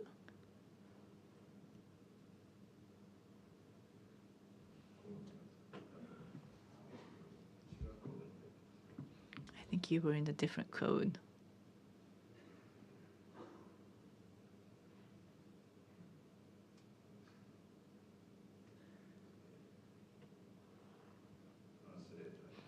So you have to first go into translator, and then in conversation, enter, and then take a photo.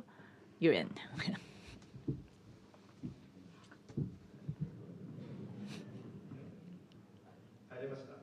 Are you in?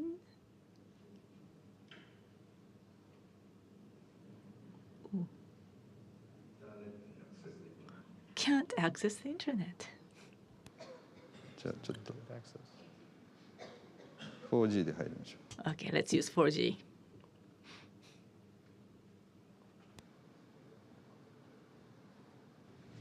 はい、入りました。Okay, she's in. So Chinese is, I think, to your left, and English should be to the right, I think. So let's have a conversation. Good morning, everyone. Good morning, how are you? 大家早上好。ではこれから私たちが Now, we will use PowerPoint to make presentations in the different languages. We will use 3 different languages: English, Chinese, and Japanese. それでは始めましょう。 Let's start. Gurdeep, what is Microsoft's mission? Microsoft's mission is to empower every person and every organization on the planet to do more. 我们在各种产品上采用了人工智能的技术，让大家能够更加容易地利用人工智能的技术。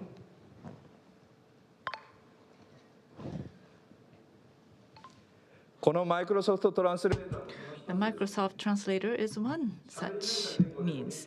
You can communicate in your own native tongue. That's wonderful. Yes, I agree with you. 对的。いかがでしょうか。Thank you very much. Thank you very much. 谢谢大家。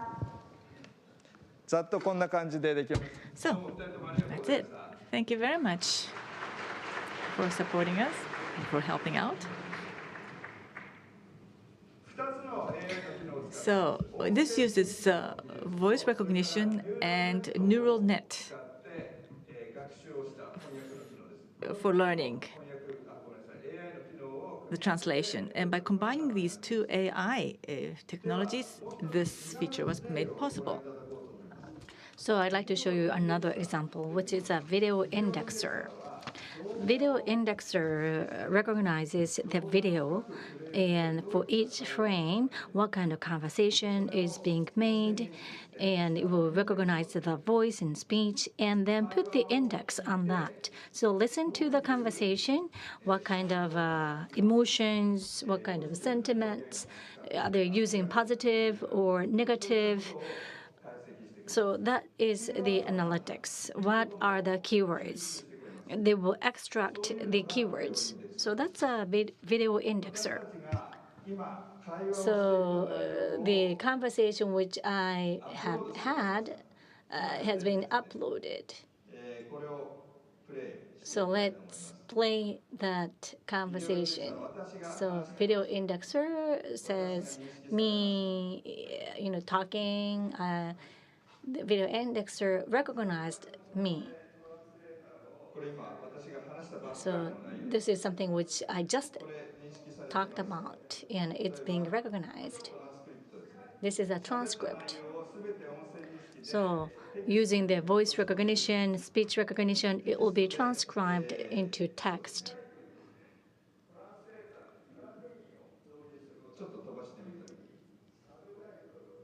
So let's skip.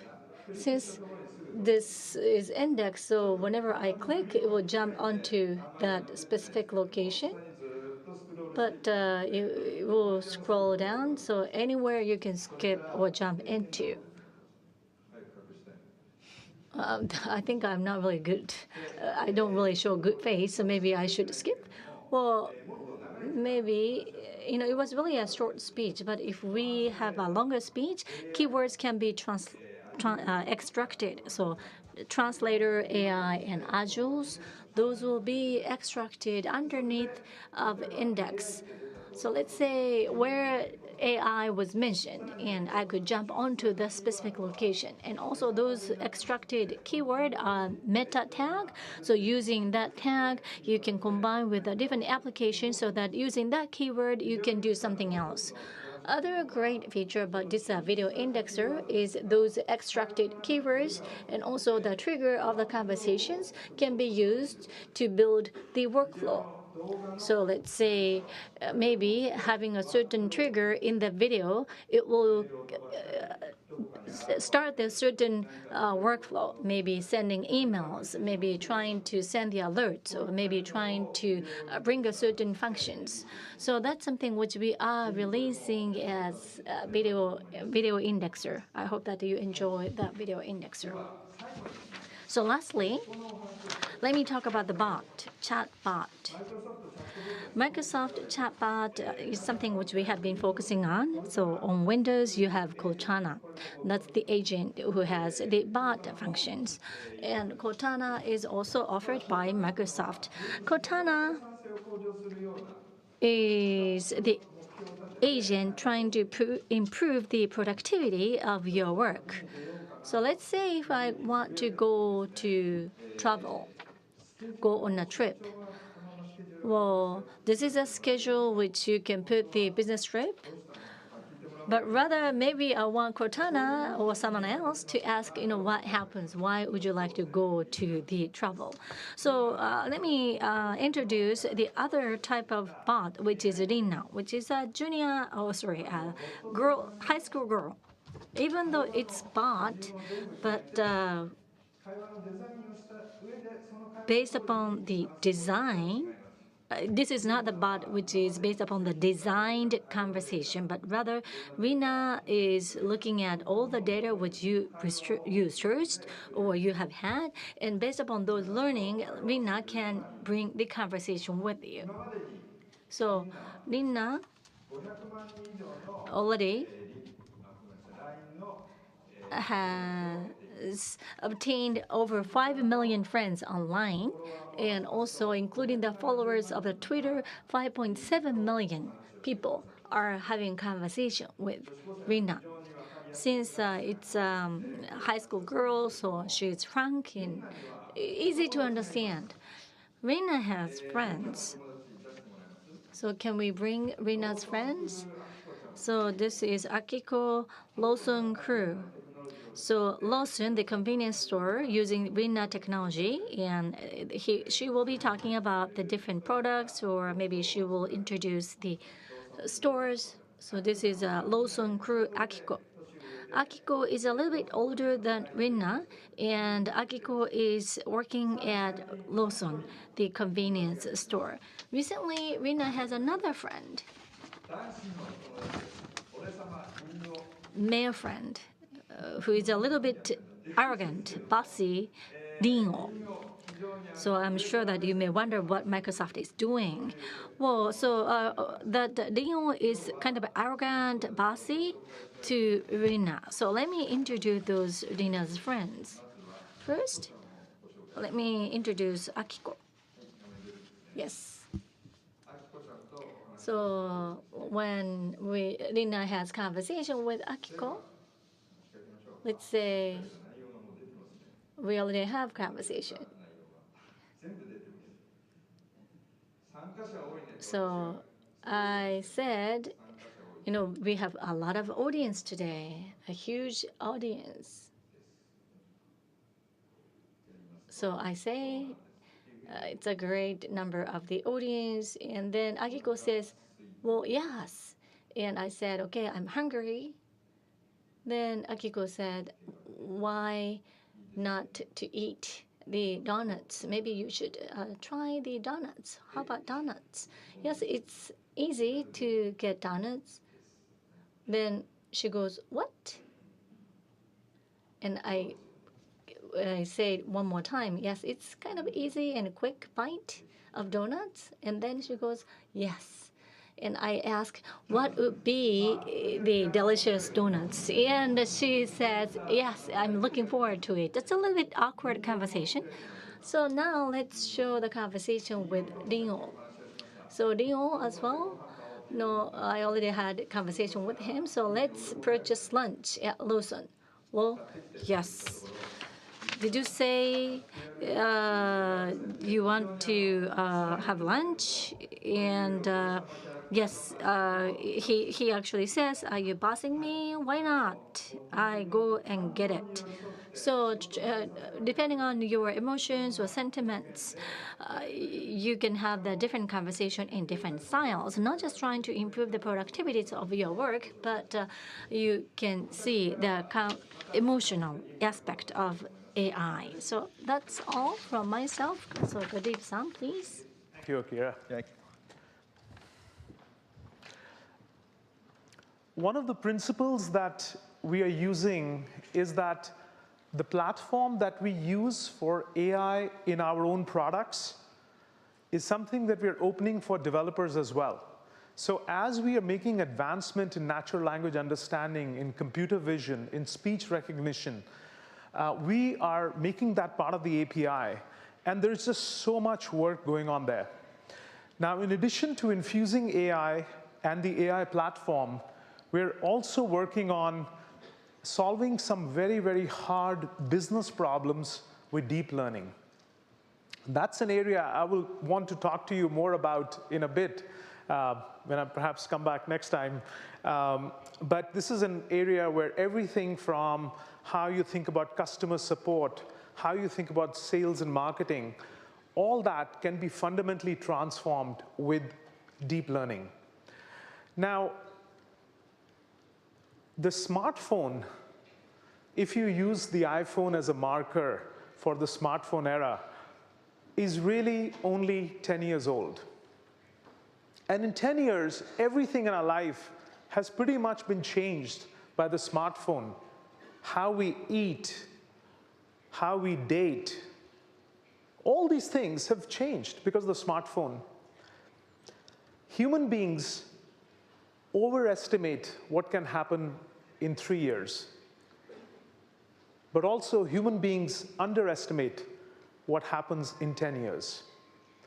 In 10 years, in the next 10 years, we're going to see some of the most dramatic changes in our lives driven by deep learning. And it's going to be very, very fast. In fact, ladies and gentlemen, fasten your seat belts. Arigato gozaimashita. シンポール様、そして榊原さん。Thank you very much, Gurdeep-san and also Sakakibara-san. Thank you very much.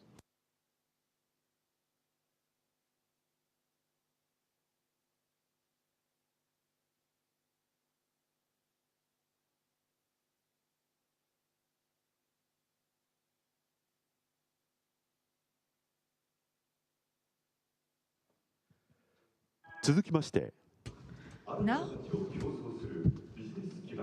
a business platform to co-create new values, the SoftBank IoT platform. The speaker is the Executive Director and Head CTO, as well as Head of Technology Unit of SoftBank, KK, Mr. Junichi Miyakawa.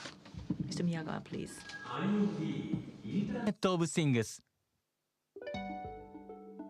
物と物がインターネットで接続され、あらゆる情報がデータ化されることで、さまざまなサービスができる新しい世界、近い未来、IoT のテクノロジーは私たちの生活を素晴らしい世界に変えます。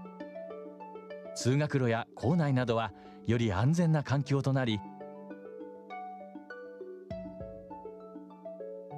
ショッピングセンターでは商品は最適な状態で販売され、日常の買い物もより便利になり、時間を有効に活用することができます。さらに病院やホテルではいつでもどこでも行き届いたサービスが可能になります。車は効率の良いトラフィックコントロールによって安全で快適に目的地まで移動できます。インターネット・オブ・シングス IoT。ソフトバンクは IoT のテクノロジーで新たな価値を提供します。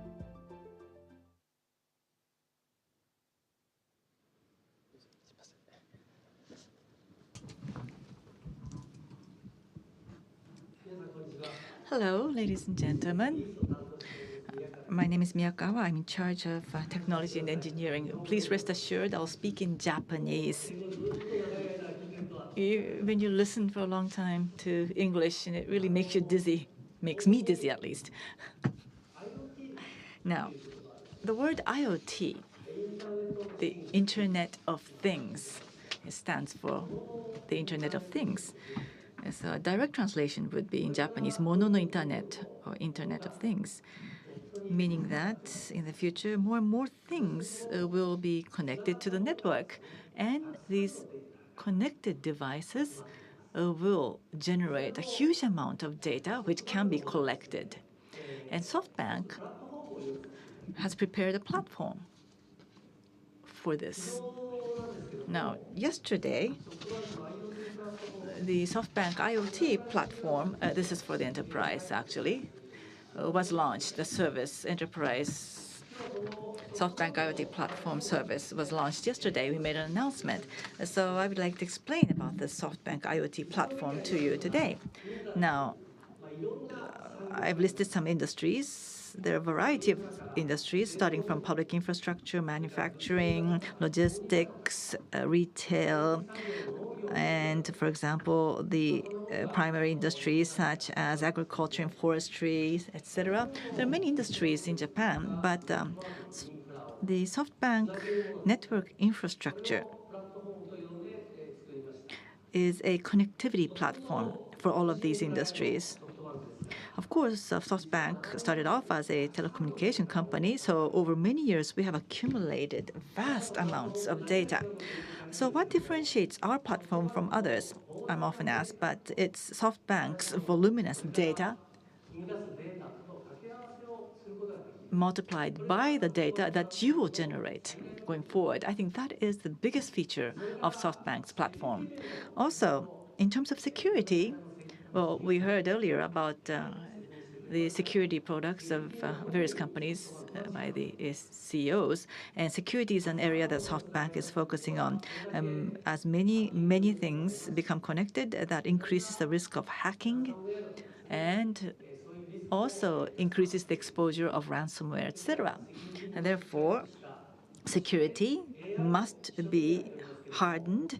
And also, we are working in AI as well. Not just collecting this vast amount of data, we must analyze the data. And that's what's delivered by SoftBank's platform. Now, IoT, I think actually, there's a lot of hype about IoT currently, but I think it all has to do with co-creation, creating together. IoT does not merely mean that things will be connected to the network. The essence of IoT lies in the data generated by things and the fact that data can be linked or connected with other data, and that in the end, that leads to connectivity between companies, that companies and more companies will be connected together. So think about the vast amount of data that will be generated at the customer side that can be combined with SoftBank's data, stored data, to create new value.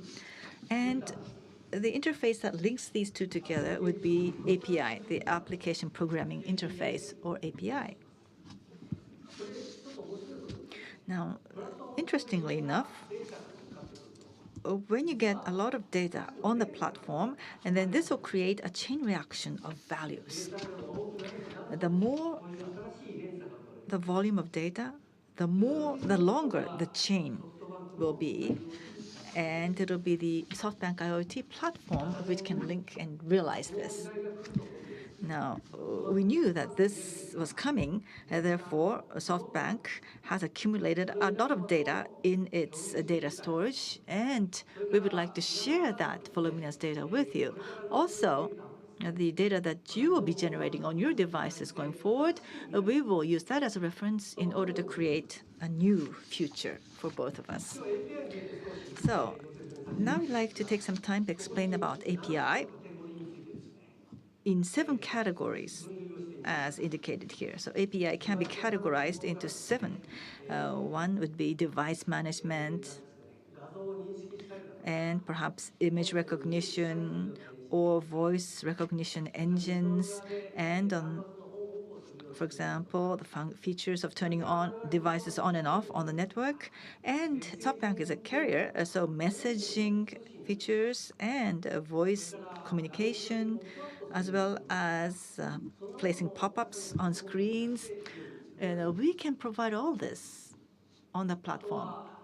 This is a distinction from other platforms. Also, through Yahoo Web Services, open data.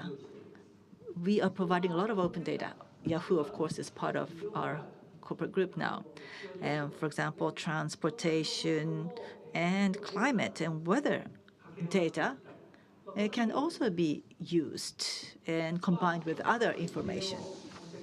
I'd like to share with you 1 or 2 case studies. For example, in the case of buildings and commercial facilities, there will be vibration sensors, distortion sensors,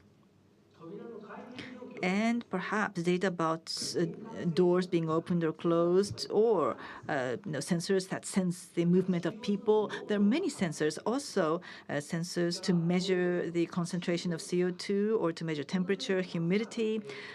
There are many sensors that we can provide for buildings and commercial facilities in order to gain visibility into the way the building or the facility is being used, or to gain visibility into the environment. For example, the working environment, we can optimize the labor or working environment inside the building. And of course, this can reduce the cost of maintaining buildings at the same time. So these are things that we have in mind.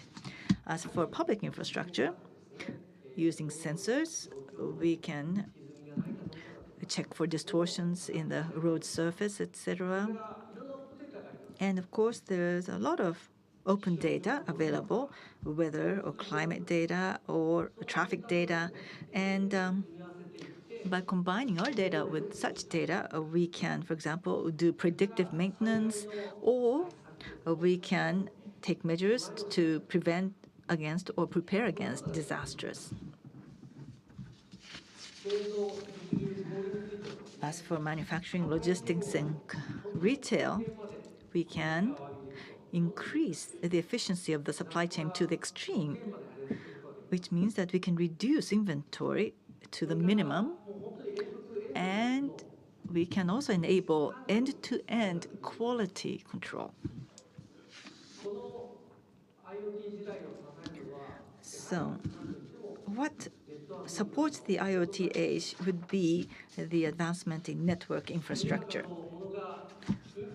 As more and more things are connected to the internet in this age of the IoT, we have to build infrastructure that is of a totally different dimension from the past. Overwhelmingly low cost, overwhelmingly low latency, and low power dissipation, as well as super wide area. These are the sort of things that we have borne in mind in order to develop our infrastructure. The starting point of IoT is to connect things, then collect data, and then using AI and other engines to analyze the collected data and to generate from the data relevant services. Now, there is a wide variety of different network infrastructures. For example, in small units like a room, of course, you have the familiar Wi-Fi, Bluetooth. Will also be IoT connection points. And a more niche example would be the Z-Wave, Zigbee, or N-Ocean. I think overseas, these are global cases, but in Japan, they're not as familiar. They're not so much in use. And of course, in a shopping center or in factories, LoRaWAN is a specification that's used, but this is, of course, unlicensed yet. But our SoftBank license band would be Category 1, Category M1, and narrowband IoT, and 4G LTE plus the next generation 5G are the bands that SoftBank has made available. Now, the other day, Mr. Greg, CEO of OneWeb, made a presentation about the use of satellites to develop this platform with the global satellite network infrastructure in mind. So first, Category 1 and Category M1. Let me briefly talk about what they are. So already Category 1, Cat 1, already started the services. The downlink is 10 Mbps, uplink is 5 Mbps. And I think in your pockets, you have smartphones, and this is called as carrier creation. And I think downlink is about 600 Mbps.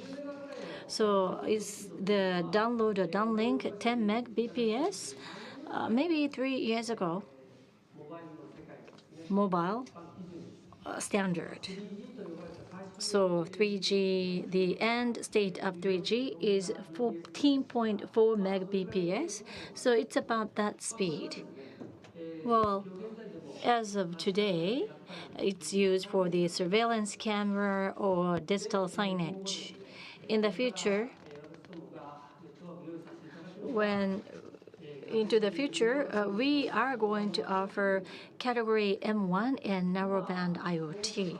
Currently, with Ministry of Internal Affairs and Communications, we are finalizing the process. In maybe the end of November, they will finalize the institutions. And if we are quickly implementing the software, maybe in January, February timeframe, we'll be able to offer the services. Especially what I'd like to draw the attention to is a narrowband IoT.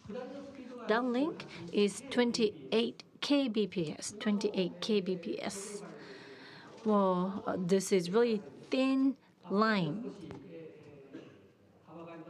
Uplink is 63 kbps, a little bit wide, but kbps is maybe 1/1000 compared against megbps.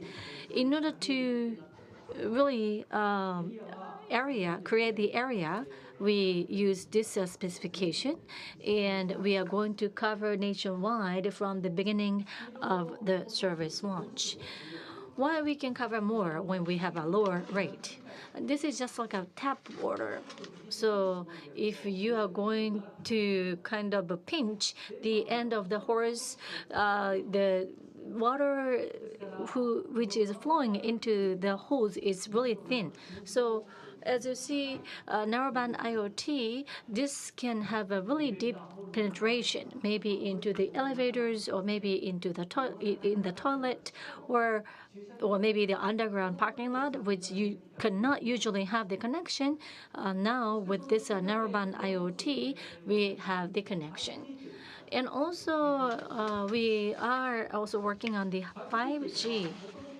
5G is accommodating both people and objects or things. And that was the original intent of the 5G design. Well, as you see this chart, the things network, because it's things, so that's why quite a lot of number of those things can be connected.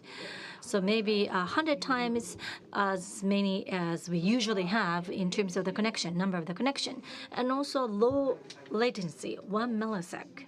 So 1 millisecond, which is 1/1000 sec. So let's say if we send a signal, the receiving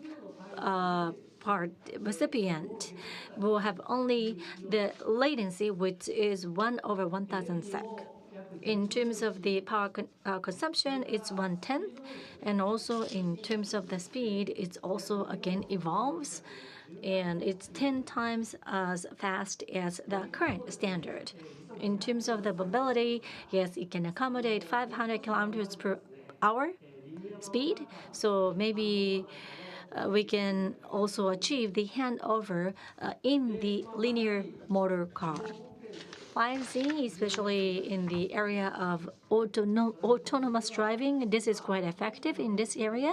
Currently working with MIC, the ministry.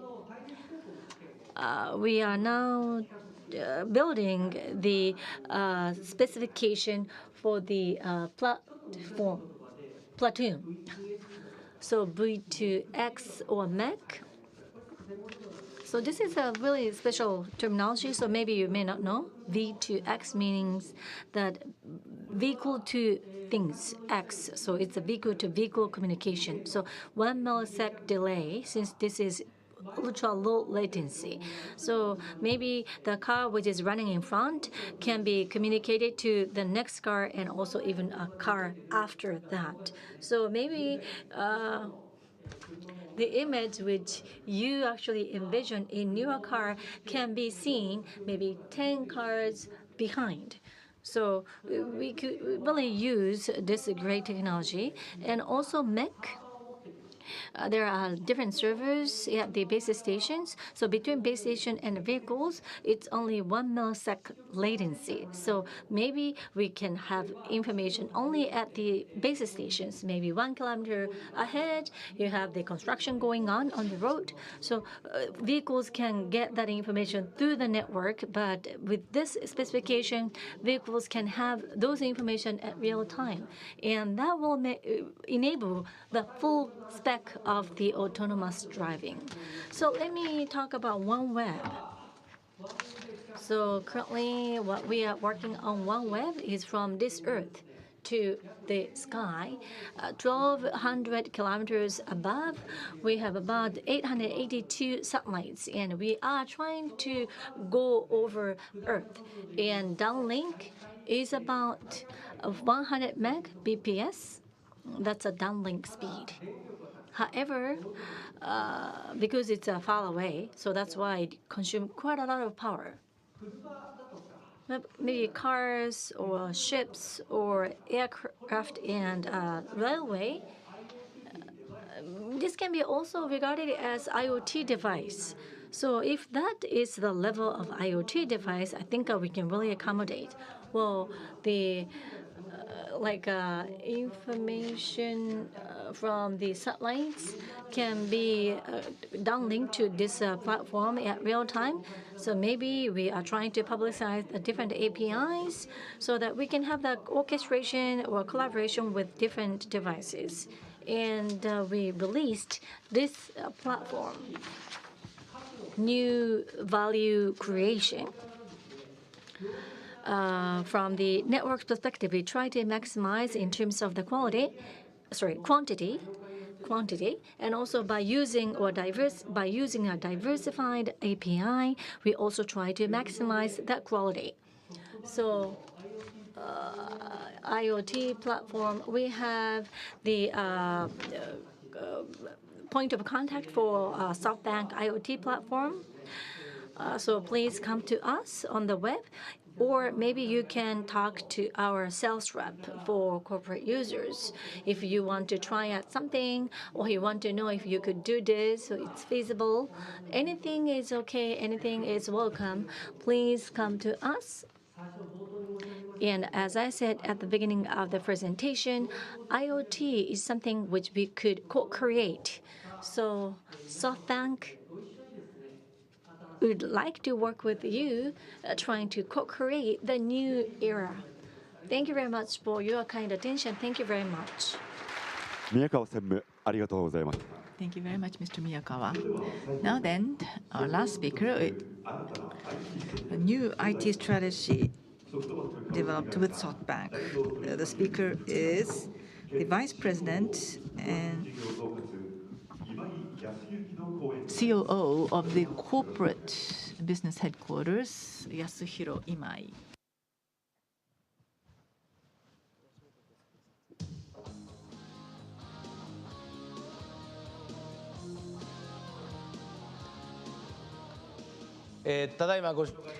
Thank you for that introduction. I am from SoftBank. I am in charge of the corporate business or enterprise business. My name is Imai. I'd like to thank you for your patronage of our lines, our data, as well as our devices. Thanks to your patronage, we have been able to gain good business from you. So thank you very much for your business. Now, from yesterday, SoftBank World began with a keynote address, and in the afternoon we held individual meetings and then exhibits. And of course, we worked very hard to meet your high expectations. And actually, this marks the 6th SoftBank World. I have been in charge of corporate or enterprise from the very beginning, but I was with marketing for 2 years, and I'm back to my original position. So I'm happy to be able to host this event for you. As I talk with the heads of many corporations, I always get questions about the IoT and AI. I get these sorts of questions very frequently. So at this year's SoftBank World, we hope to focus on these 2 areas in order to provide you with valuable information. So this will be the final keynote. So I wanted to talk about a new IT strategy that we can co-create, that you can co-create with SoftBank. Now, where do you think this island is? Which island do you think this is? Iguanas and the huge turtles. I think these are telltale signs of Galapagos Islands. They're said that the living organisms, the animals that inhabit the Galapagos, actually evolved there from South America, and they changed their form and their ways of behavior to adapt to the environment. And Darwin is well known for his stay for 5 weeks in the Galapagos. He studied the various living forms there and evolved his theory of evolution. And Charles Darwin said, it is not the strongest that survive, it's the wisest. And it's not also the wisest or the smartest which survive. The only living things that can survive are those which are able to change or which can adapt to change. These are the famous words of Charles Darwin, meaning I think we are now living in an era when we must adapt to change in order to survive. As I said earlier, when we talk to the heads of many companies, I can also feel that these corporate executives also feel the transformations besetting them because technology is evolving at an unprecedented speed. And of course, technology will never stop evolving.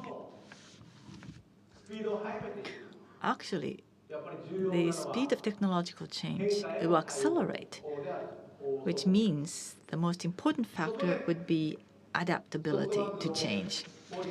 So SoftBank's enterprise business unit or corporate business unit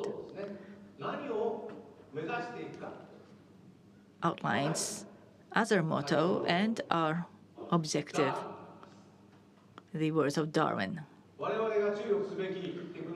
The technology areas that we should focus on should be Darwin.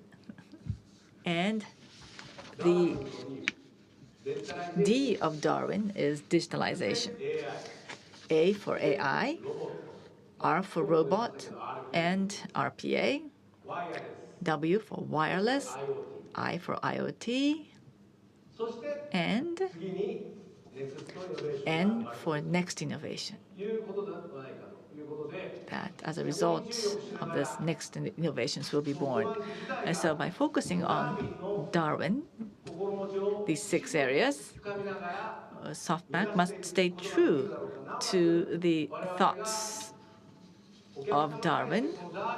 And at the same time, we must also prioritize on our ability to provide these Darwin qualities to our customers. Now, AI, security, IoT. Mr. Miyakawa talked about IoT earlier. So I would like to focus on these 2, digitalization and robots, so the D and R of Darwin. As for digitalization, for the past 2 years, I said I was involved in marketing, so digitalization was very critical, very relevant to my work in the marketing business. This is Justin Bieber. I'm sure you recognize him. And he's featured in our spring ads for students. It's an ad planned for students or targeting students.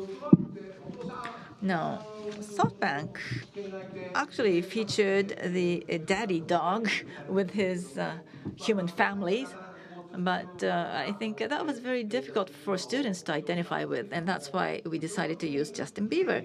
And we ran not only TV commercial films, but we also thought it was important to use digital marketing combined with TV commercials. The TV plus the web both had to be addressed in order to appeal to our customers. Now, when it comes to digital marketing using the web is already commonplace. All companies are doing it. In the world of online, in the online world, I think that people will, if you like golf and you search for some golfing matters, then they'll be exposed to golf-related ads.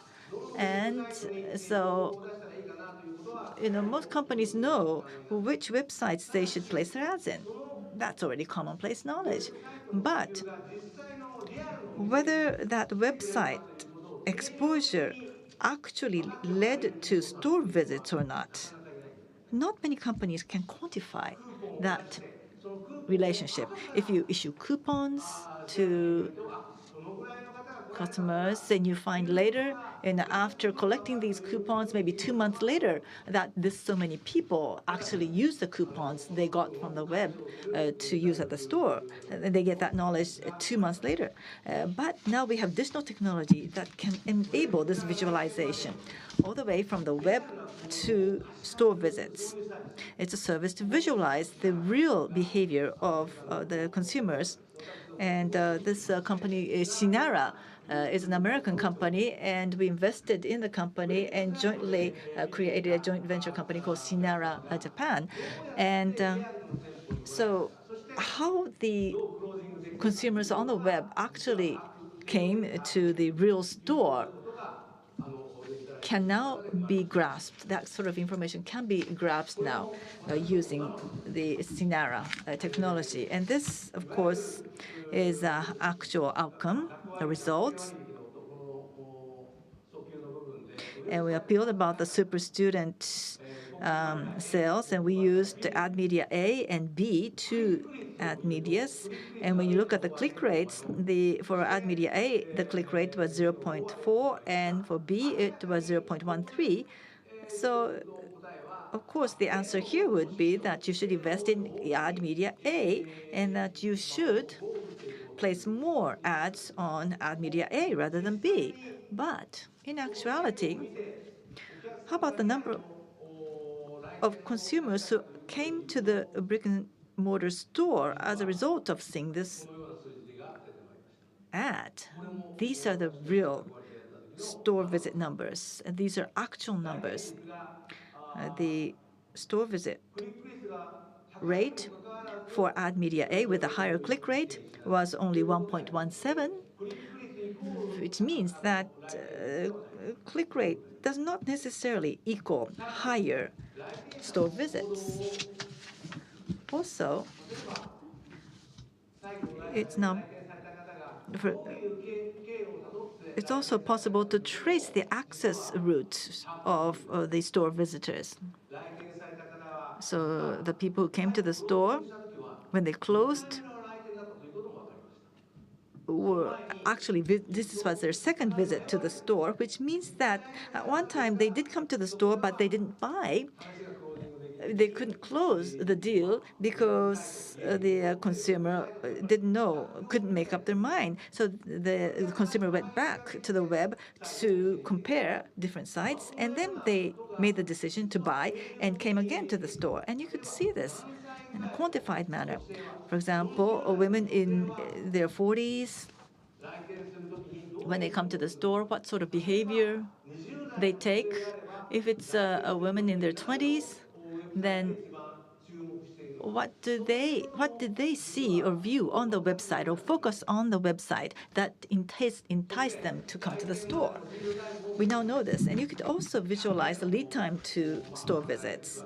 Of course, we hold various campaigns, but after you launch the campaign, how many days does it take until the consumer actually comes to the store? It of course differs according to the product, but now you can visualize this, and you can change or optimize the timing of the serving of the ad for maximum effectiveness. And you can visualize this, make this, gain visibility into this. And let's say 25 years old male, and also the 40 years old female. So depending on the attributes of the specific person, we can differentiate how many times we can expose our ad to the prospects. So if it could be a target, then how many times will be the most optimal times to expose the ads? In this case, it's like 10 times. So if we go beyond 10 times, it will be a waste of money, waste of investment. Of course, when we are going to have a certain ad, we have to see how effective the ad is, because otherwise it will be a waste of money. So this is something which we were finding out during my marketing years, but ICT, IoT, wireless technologies can be utilized to get this type of data. And this is what we are using in the digitalization part of the business. The next one is robot and RPA. RPA, as Miyauchi-san mentioned, it's a robot process automation. And let me give you a use case. So once again, this is a SoftBank shop. This is our use case. So at SoftBank shop, sometimes the stock we had out of stock, or maybe we have too busy staff members. And those are the occasions when we lose the opportunities. So we have to really think about how we can avoid those situations. And recently, we were able to find by utilizing or leveraging technology, we are able to avoid those opportunities lost. We have peppers at every single SoftBank shop. And so far, Pepper was greeting to all the customers, but maybe we can go even one step further using RPA. So looking at the inventory level at each stores and also the inventory level at the web store. So looking at both information, maybe he can answer to the questions. And we are going through a POC. So let me show you what we are trying to do. いらっしゃいませ。何かお探しですか？スマホケース探してるんだけど。在庫お調べしますよ。実はこのペッパー、ロボティックプロセスオートメーション RPA と連携しています。RPA が店舗在庫とウェブストアの在庫の両方を検索し、その結果をペッパーがお客様にお伝えします。まずは RPA が店舗の在庫を検索します。店舗の在庫がなかった場合、ウェブストアの在庫を検索しに行きます。こちらには在庫があるようです。ウェブストア誘導用の QR コードを自動生成します。こちらの店舗には在庫がなかったのですが、オンラインショップの方には在庫がありました。購入先の QR コードを作成しましたので、よかったらこちらからご注文ください。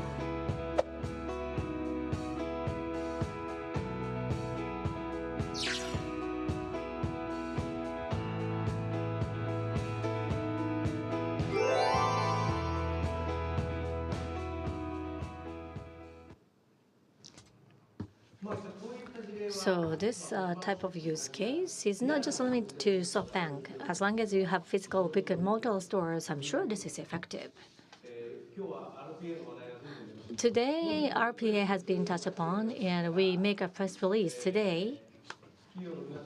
But we want to offer the RPA services to the corporate users. And for that purpose, we have the partnership with RPA Holdings. And this is a company which is using BizRobo, which is the #1 deployment nationwide. And we have over 3,000 sales reps and trying to really offer the great services to our corporate customers. Darwin. For each segment of Darwin, we have been talking about each one since yesterday, and I really would like this to be used by our corporate customers. And for that purpose, we have this event, SoftBank World, and all of our sales reps have missions to communicate what Darwin is. So we have the Darwin workshop. And maybe you can try out this Darwin, and also you can listen to our use cases, and that's something which we are trying to do. And this workshop is for 3 days, and of course, it's free of charge. First, we will introduce SoftBank use cases, case studies, And then we try to listen to your challenge and what could be effective amongst all the Darwin components to solve your problems. And then we are trying to come up with the ROI. We are trying to simulate the ROI. To all of you, we would like to bring proposals with 3,000 sales reps to your table about this Darwin system or Darwin mechanism. So as I said at the beginning of my presentation, well, environment and information speed, we need to be able to adapt to the change of those environment change and information speed. And for that purpose, we want to really build the ICT environment with you. And we want to be ahead of the others to offer that environment to you. And that's our commitment. So once again, thank you very much for your participation. And you can enjoy the other presentations and exhibitions in this afternoon. Once again, thank you very much. Thank you very much.